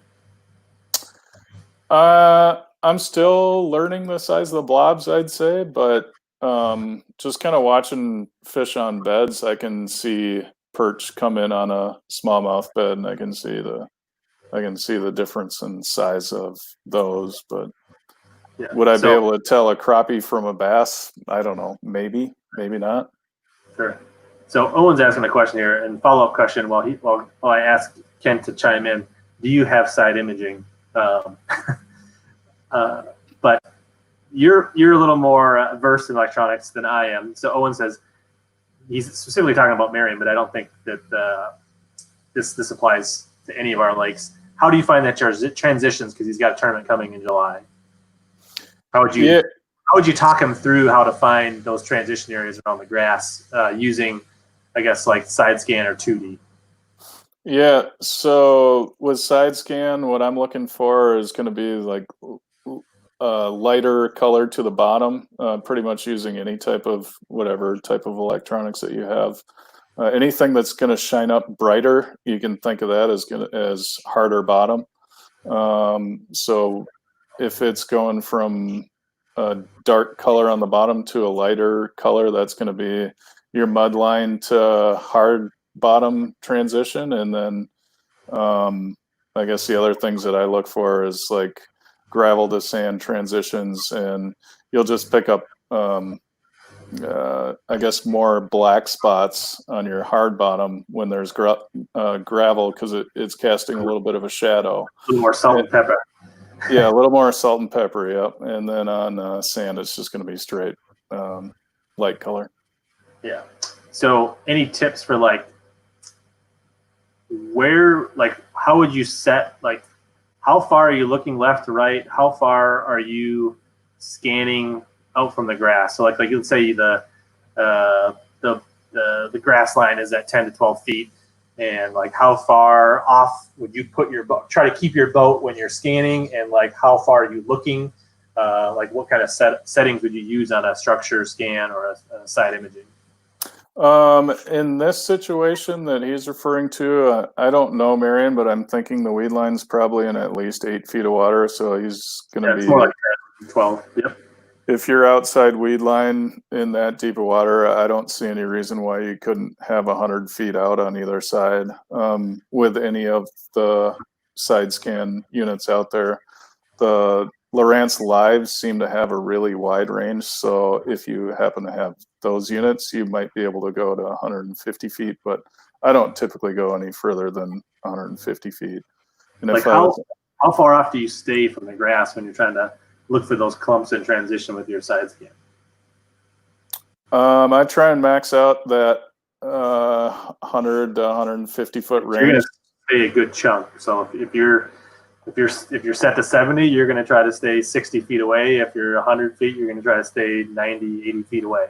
Yeah, so I like to keep the weed. I try and keep the weed line within scope so that I can still see it. And yeah, I guess just depending on the depth. Yeah, that really dictates how far away I'll stay. But yeah, as long as I can still see that weed line, anything outside of it that sticks out is going to be my target. Right. So then you're going to look like, so there you can do two things, right? You can be looking for the bright spots that show up on the outside edges of the little. So this Marion doesn't really have rock, like it's got a few rough spots in it. Like it's not like Mille Lacs where you're actually going to see like piles of rocks, or like Minnetonka or a lot of lakes where there's actually pop. Marion has like a little bit of gravel, a little bit of light rock, like it's very subtle stuff. So I was very disappointed when I first got side imaging. I was like, I'm going to go out to Marion, I'm going to find all these deep spots, and I'm like, is this thing set up right? I don't see anything. It was just all very subtle stuff. And then I had to go to a different, like, oh, it does work. I guess there's not much out there. But so there's two things. You're looking for those like little white circles and like little high spots, little drops, and like where you're looking for like differences and see the color changes, right? And then also what Kent was talking about earlier, you're looking for those like weed clumps that like jump out at you or make little points, or like sometimes it can be depressions in it, but you're looking for those irregularities on that weed line that you can then drop a waymark and then like fish those, specifically as well. And if you have the opportunity to get out there now and look for them, it's going to give you a big head up on going out there now versus later in the year when the weeds grow up, for sure. Yeah, so like finding the transition areas and the hard spots, easier to find now, but you're still going to want to scan or rescan closer to the tournament if you want to find those isolated weed clumps that are popping up out there, because those are probably not going to show up real well right now. Exactly. And then I guess let's assume that Owen doesn't have any kind of side imaging. Traditional 2D sonar, you can still find some of this stuff. Yeah. Maybe talk about what you're looking for on a 2D. Yeah, so on 2D, on I think most color combinations, it's going to be like a really bright yellow bottom is going to be your hard bottom, and the tighter the band gets, the harder the bottom is. So if it's a real wide, like darker orange or red bottom, that's a lot of times going to be a softer bottom. If it tightens up and it's a real small line, that's going to be your hard bottom areas. Sometimes you'll see a second line below it, which is a double echo, which is another sign that you found a harder bottom. Yeah, so if you only have 2D, that'd be something I would do, is set your depth range to at least twice, probably a little bit more than twice. Scan in 10 feet, set it to 25 or 30, so that if you pick up that double echo, that's a dead giveaway that you found some hard bottom. Yeah, and you can set your graphs to be so sensitive that you'll pick up a double echo and muck too. But if you kind of tone that down so that, say, you know where some muck is, you don't want it to read a double echo there. And then when you do happen to go over somewhere harder, you'll get that double echo, and that'll be your giveaway. So he says he's got an Echo Map 7 SV, and his partner has a Helix 7. I don't know what an Echo Map is, but does that have side capabilities? It has side capabilities. Hard to say if it's got it or not. Yeah. So, yeah, those are both good units. Yeah, I mean, just is one better than the other? I mean, both are going to do what you need them to do. Like, I think a lot of people say that like side imaging is where Humminbird shines. Not saying that the other ones aren't good, but most people say that like that's probably their strongest attribute. But I think the Garmin is solid. I mean, it's not. They're both. Trust me, they're both going to find the stuff on Marion. Marion's nothing special. So one guy says, somebody tell me about this MILF oil that I keep hearing about. I don't know. We have two types of MILF oil. We have Northern MILF oil and Eurasian MILF oil in Minnesota. It does cover most of the northern half of the country that I'm aware of. It's got it in the Mississippi River. In your travels, where else have you seen MILF oil? How far south have you seen MILF oil? I found. Gunnersville have a little bit of MILF oil in it? I think Gunnersville's got some, yep. Aren't you flipping MILF oil in Gunnersville? Yeah, it does have a little bit of MILF oil. You and Matt Heron, your boy? Yeah, that's right. Yeah, it turns out we have a spot in common. But yeah, so it's got it. Chickamauga's got it. So I guess the Tennessee River Lakes have it. Can't think of anywhere else that I've been where I've seen it in the south. Like the Northeast, you've seen it like Oneida or Champlain. I mean, Champlain, for sure. Yeah. So the Northeast, yeah, anywhere in the North Country, basically. From Wisconsin, I assume it's in Michigan. Like, yeah, I don't know. Like, I guess it's just it's a leafy. It's got kind of usually like a red stem. It's got leafy kind of, I don't know, and it grows fairly thick. It grows up and it kind of canopies over, right? Yep. The attractive part for bass, I think, a lot of times is that it comes up in stocks and then tends to canopy over, creating like little caverns and canals that, and so fish will relate to the edges of it, and they will also get in the clumps in those caverns. And there's a lot of times those caverns happen over hard spots and shell beds and logs and things like that. And that's why flipping milfoil is typically one of the better ways to fish it. Anything to add to that, Tim? I guess one thing I will add is when I was on Chickamauga and I found milfoil, that was just like here. If you can find good green milfoil in Minnesota, it's going to have the better population of fish and a lot of times a bigger fish. Yeah, I would say if milfoil does grow on your lake or in your region, and especially if you can find it where it mixes in with other grass or butts up to grass or touches anything like a bottom transition or some hard spots or anything, it's usually the only thing up here in Minnesota. We have so much milfoil that you typically have to find like the best milfoil, or you've got to find something special in the milfoil. But right. Don't have a lot of milfoil. If you just find the milfoil, that's the juice, I think, a lot of times. Yeah, yep, for sure. It's still got to be green. Like on Minnetonka, you get my experience anyway, I'll find milfoil that I don't think is all that great next to coontail that's really great, and it's just a difference between how green the vegetation is, and it's all has to do with giving off the oxygen and so that's attracting just like, bait fish. like when you find, cabbage that meets up to the pads, or you find, just anytime two good things come together, they're typically even better. Yeah. So Kyle says, once you've found the area you're going to fish, do you keep your electronics on or do you shut them off? If I'm fishing shallow, I will sometimes, and I feel like it's pressured, I will shut sometimes electronics off occasionally. I don't do it a lot, but I will sometimes. I know a lot of the newer graphs have a pause feature. Shut up, dog. So it's something to play around with. I don't think there's a hard, fast rule. I think if I'm fishing deeper than, if I'm fishing with my electronics, no. I mean, like all the stuff that Ken's talking about, I'm pretty sure he never shuts his electronics off. Maybe you'll shut your, or pause your rear one off if you don't want the guy in the back of the boat to see what's going on. But that's more defensive than it is not to smooth the fish, I would imagine.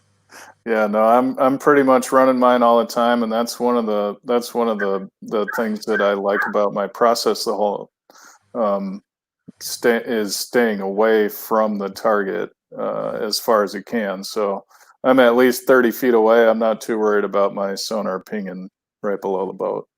So I mean, yeah, if you're flipping stumps, if you're flipping a grass edge where you're like literally visually flipping it. If you're fishing docks, banks, definitely experiment with shutting off your electronics on pressured lakes. There's no downside to that other than like if it's towards the end of the day and you need to see the clock on your electronics to make sure you're not late. But yeah, and you can leave your chart on a lot of times too. Just make sure that you've got all your different types of sonar readings off. So like your side scan and your down scan might be a different place that you have to push stop, and then 2D and side scan is going to be a different place where you stop sonar. But yeah, I like to do that, like when I'm fishing shallow in Florida and stuff like that. wait, what?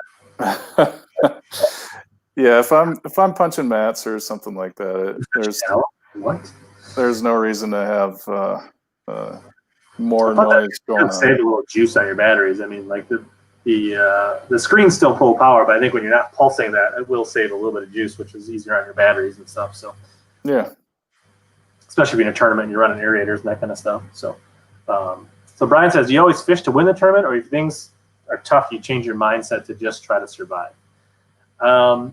I think it depends on the tournament. If it's a jackpot tournament, I'm more likely just to keep fishing for the win. If it's a series, like fishing the opens and I'm trying to stay in the points to make the elites, that's probably a different conversation, right? So I think it's very situational. Like in a state tournament or a regional tournament, I'm always going to be shooting to win or to move on. Like I'm not going to worry about just catching a small limit just to look better at the tanks. I'm going to keep fishing for the fish that I think I need to catch. Now, if it's so tough, like on Island Lake, where I thought like literally people weren't catching limits, then yeah, I'm going to do whatever I take. Every bite is so crucial. So it's really situational. But I don't know. I mean, Kent, speaking to you, you took a 20th in Florida. You got 3 more tournaments in the Easterns. You're going to go to the tournament, probably chase. I mean, like even in practice, if you don't find squat, are you going to lay up and make sure you catch your limit? Or what's your philosophy on that in an important tournament series where your points matter? If I don't find the squat in practice, I'm probably going to keep practicing on day one until I run into something that makes sense. Mm-hmm. Hopefully I find something during that day. And then I don't know what on day 2 if I don't. But most of the time I'll find a way that I am going to try and fish them in practice. For me, it's I guess the way I fish, I feel like I'm always catching them. Like I catch fish pretty much all the time. It's not always the winning weight, but I'm able to get a limit most days. I think that's part of the whole finesse fishing and getting bites. That a lot of guys that are maybe not picking up because you're using lighter line and smaller baits and stuff like that. So yeah, I guess just the way I fish, I'm trying to go for points or for angler of the year all the time. I'm not necessarily trying to swing those big win, ways that you win tournaments. I guess that's just not my style. Sure. But I'm saying, like, so, like, if let's say you go to the next East, let's say you Oneida, okay? Let's say you were on a punch and bite for largemouth. Mm-hmm. A little bit off the wall up there. It's probably not what you're looking for. You're probably going to be fishing for smallmouth. But let's say you were. And, like, let's say, like, partway through day one, they're like, this doesn't feel like it's going to happen anymore. You're probably going to resort to some finesse tactics and try to fill the box. Yeah.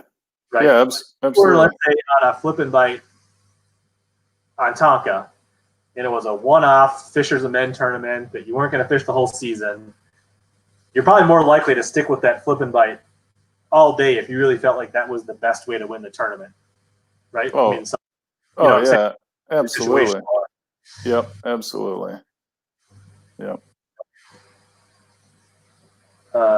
So Owen says, if I were to buy a second unit, 9-inch screen, what would you recommend? If you've already got a Helix 7, I would get a Helix 9.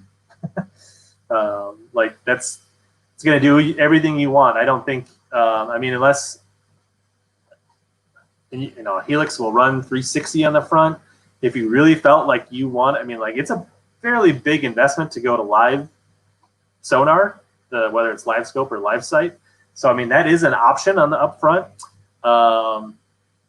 See, to me, if you're only going to have 2 units, you probably aren't going to be in the market for a live. Like, to me, that's almost always a third or a fourth unit when you go to a live port. Wouldn't you agree? Like, yeah, I absolutely agree. You want your 2D and all that stuff, so it's hard to split that, whether it's 360 or any of those. It almost requires a second unit at the bow. Yeah. Yeah, if he's going to get a second 9-inch one, I would go with the brand that he's already got. You have a Garmin now, so I guess what would you recommend for a 9-inch Garmin? That 93 SV, if you can still get that. It was, when I bought mine, it was at $600. So for a $600 unit that's capable of doing LiveScope, which you may want to upgrade to at some point, I would definitely recommend that. That would give you the SV. option to do it. And then, you could turn it on and off, right? You could have mapping, and then you could flip on it would not be as seamless, but it still would be a nice opportunity to be able to grow into that if you wanted to. Yeah, absolutely, and it's going to come with a side scan transducer for $600. So, yeah, if you've got Garmin, I would definitely recommend that unit for sure. I don't think for your average person mixing units is a good thing. I think you want the connectivity, you want them to be networked, you want when you find something with your rear scan, you want to hit the waypoint, you want it to show up on the front. So I think for the most part, if you're only going to have 2 units, they probably should be the same brand and they should be linked. I agree. Yep, for sure. If you have unlimited funds like Jacob Wheeler and Kent Mittelstaedt, then you can start mixing and matching and having 14 units on your boat. Or if you just need that, to get by, then I guess. So Kent's saying is he's not good enough fisherman, so he has to have all those crutches to get by. Is that what That's right. Yeah, that's what I mean. Awesome. Well, this is good. We'll probably start wrapping it up here. If anybody has any more questions, we'll probably answer those. So next we're going to talk about, so Kent, Open Pro. You've been fishing Opens now for a couple of years? Yeah, so I started out 2 years ago. I fished as a co-angler. Last year I fished as a boater in one division, and then this year I'm fishing as a boater in both divisions. Nice. So you did 1 year as a co. Yep. 1 year as a boater on one division, and now you're all in both divisions. Yeah, that's right. And that co-angler experience, I wouldn't do it any other way either. I think it's a great way to get a feel for what the series is like. I guess you can kind of gauge your skill set to your pro skill set. And if you feel like you're way off, maybe keep going as a co-angler. If you feel like you have some of the same skill sets that your pros do, then maybe you can step up and do it as a pro. That's I what I think learned. learn a lot about how tournaments work at that level, and you get all that uncertainty out of the way, so that when you go to fish as a pro, you can concentrate on the fishing. You're not trying to think about how's this going to work? What are the meetings like? Like, what is it going to be like fishing with a co or a bow? What is it like? What do 200 boats really look like on the water? Like, there's a lot of things that you can just get behind you, and that anxiety and that uncertainty that you 1 year or even just a couple tournaments. It wouldn't even have to be a full season. If you just went and jumped in 1 or 2 as a co, I think that would alleviate a lot of the noise for you before you went pro in an Open or a Toyota Series or anything that's, you know, more than $1,000 or $1,500 per event type thing. Yeah, you nailed it on the head there for sure. And then on top of that, it's being away from home and the travel and all the windshield time and all that. I mean, it's a big commitment. And you find out what works for you, like as a co, right? Like you find out what type. Do you need a hotel? Can you get by with a tent? Can you sleep in the back of your truck? Are you comfortable making sandwiches? Are you gonna, like, I mean, like what is your lifestyle going to look like, and like what works? And you learn what, you know, I don't know, whatever. You just learn the things that work for you and that you don't need to be figuring out when you got $1,800 on the line and you're fishing. Exactly. 200 absolute hammers on their local lakes. So yeah, for sure. So, and people can follow you at I think we had it down below. It's Kenny Mitt Fishing, right? Yep, Kenny Mitt Fishing on Facebook and Instagram, and I'm trying to do more instructional stuff on YouTube. So I'm also Kenny Mitt on there. Almost monthly now. So yeah. So I do have a link in the description when this video and the replay comes out. I already have links to his Instagram and his YouTube. I don't think I have his Facebook on there. But yeah, if you search Kenny Mitt, we'll put that link in there. So yeah, follow him along. He's doing some cool stuff. He's kind of learning about the social. He's probably better at fishing than he is at social. I'll just be upfront with you right now. Just kind of a one question. Any problems with a pro or a co stealing the pro spot when he becomes a boater? Yeah, I mean, it's probably not in best taste. I think when you're traveling at the Open or Toyota Series level, it's probably not going to come up. It's probably more of an issue at like a BFL level when a co steals when he becomes a boater. That's because you're in like a weekend series or a BFL, you're going to almost fish the same 4 or 5 lakes every single year at the same time. And that's probably where it's a bigger issue and where you're probably going to run into and get like, you know, potentially get reamed out if you show up and like, oh, last year I fished with this guy and he won the tournament here, and this year I'm a boater and I'm sitting on the same wing dam as he is, or the same offshore spot. That's just in bad taste. So, you know, to me, if you're a co, I don't see any reason visiting those in like another tournament or visiting them in practice to learn and say, okay, this guy caught him here. Go over it and like drive over it, scan it, fish it, learn from it, and then go, okay, I understand why he was fishing that. I understand why the fish were there. Now go find your own damn spots. I don't know. What are your, I mean, some of these are community holes too on these big open places, and that's another thing. But some of these, you know, if it's truly something where this guy had it to himself, yeah, I definitely would think twice about going back to it in a tournament that they could be in. But, you know, go visit it on your own time, learn from it, and then expand upon it.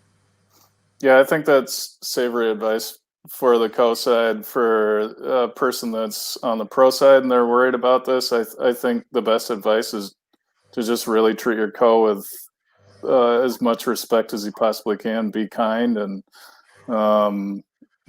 you get along during the day, and that person is going to be a lot less likely to do something questionably unethical to you later down the road. Maybe, for sure. Another thing is like if you're like at the open level, right? Like let's say you go and you jump in on Oneida as a co because that's where you live. Well, that's a great way to learn about your lake. And then if you want to use that in your club tournament the next weekend, that's probably fine because that guy, unless he's a local, you know, that's probably not a conflict. But yeah, right. If they're coming back to Oneida next August and you think you're going to go, that's in very poor taste. Or if it's at a local level where they're repeating the same lakes, that's where it definitely gets sticky. So, yeah. But I think at the open level, I just you're got to be more worried about catching your fish and in the moment than worried about whether the spot's going to be any good next year. Yeah, for sure. Like local level at BFLs, if you think you got something juicy, then you need to have a conversation with your co. Right.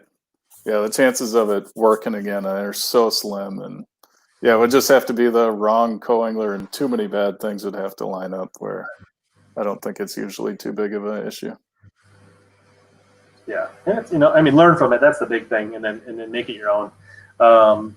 Yeah, happy to teach you guys. That's why I like doing these streams. There's a ton of good information, and there are so many good anglers that we can tap into, like Kent and so many other guys we've had on here. That this is therapeutic for me to sit here and talk fishing, and that's basically why these streams started. Is when we were much more serious about social distancing and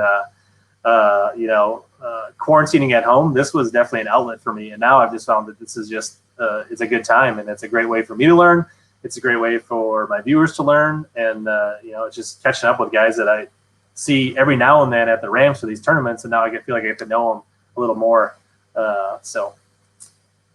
Yeah, I appreciate you having me on, Rich, and your content is always good, and it's always got the right angle on it where you're trying to help people learn and teach people, and I really do appreciate that about all the content that you put out there. And I'm trying to do that more with my stuff. It's a bit of a shift of like, hey, look at me with a fish, to hey, this is how I caught the fish. And so working on that shift, and I guess that's probably why you see my social game struggling a little bit. Hopefully we'll pick it up here in the next coming So you're months. saying you're not clamoring for more $20 Walmart Barbie pole challenges from me? No, and help people suck less, you think? No, we're still in on that one. I love those Barbie poles. Throw a Zara spook on that all day, right? Nice. All right. Well, cool. I think we went plenty long tonight. We went a little over 2 hours. Make sure you guys check out the replay. There's a link down in the description to Omnia Fishing, which both Kent and I work with, and you can check out our ambassador pages. See what do you reports on Omnia? I do. I just put a fresh report out on Coronas on largemouth. Okay. There's a pretty good flipping bite going out on Coronas for largemouth. It's a little bit different. I don't normally like flipping pondweed, but when it's the kind of the only weed available, they'll get up in it. So, well, hurry up and act on that because it's going to die in about a week. So, yeah. But yeah, so both Kent and I, with Omnia, we both fill out fishing reports pretty much, at least I do, every time I go fishing. So I don't always say what lake I'm going to in my videos, but I will fill out a fishing report on Omnia. So if you want to go through the second step of effort and wonder where in the hell is HellaBass fishing, go check out the Omnia report, and you can see what lake I was on and see the actual lures and some of that stuff. So we just got a new sub, Kent. All right. So yeah, there's that, and then I got a code RichLinger15. Will save you 15% off. I'm sure Kent's got a better code than that, but nope, you got it. But Owen says best color for side scan, personal preference, 100%. Whatever works for you. I don't know. Yeah, I pretty much agree with that. I usually use amber personally, but yeah. I like the bright green because it looks cool, but I don't ever see anything anyway. Fishing on the bank. So, but all right. Thanks everybody. Make sure if you came late, you go back and watch the replay. There was a ton of good finesse nuggets from Kent. This is a long one. I will put a timeline and show. So if you're looking for a specific thing about smallmouth or drop shots or whatever, I'll have a timeline built in there so you can easily find it. So thanks everybody for tuning in. Until next time, we're here to help you catch more bass and suck less. Right on, man. It's fun.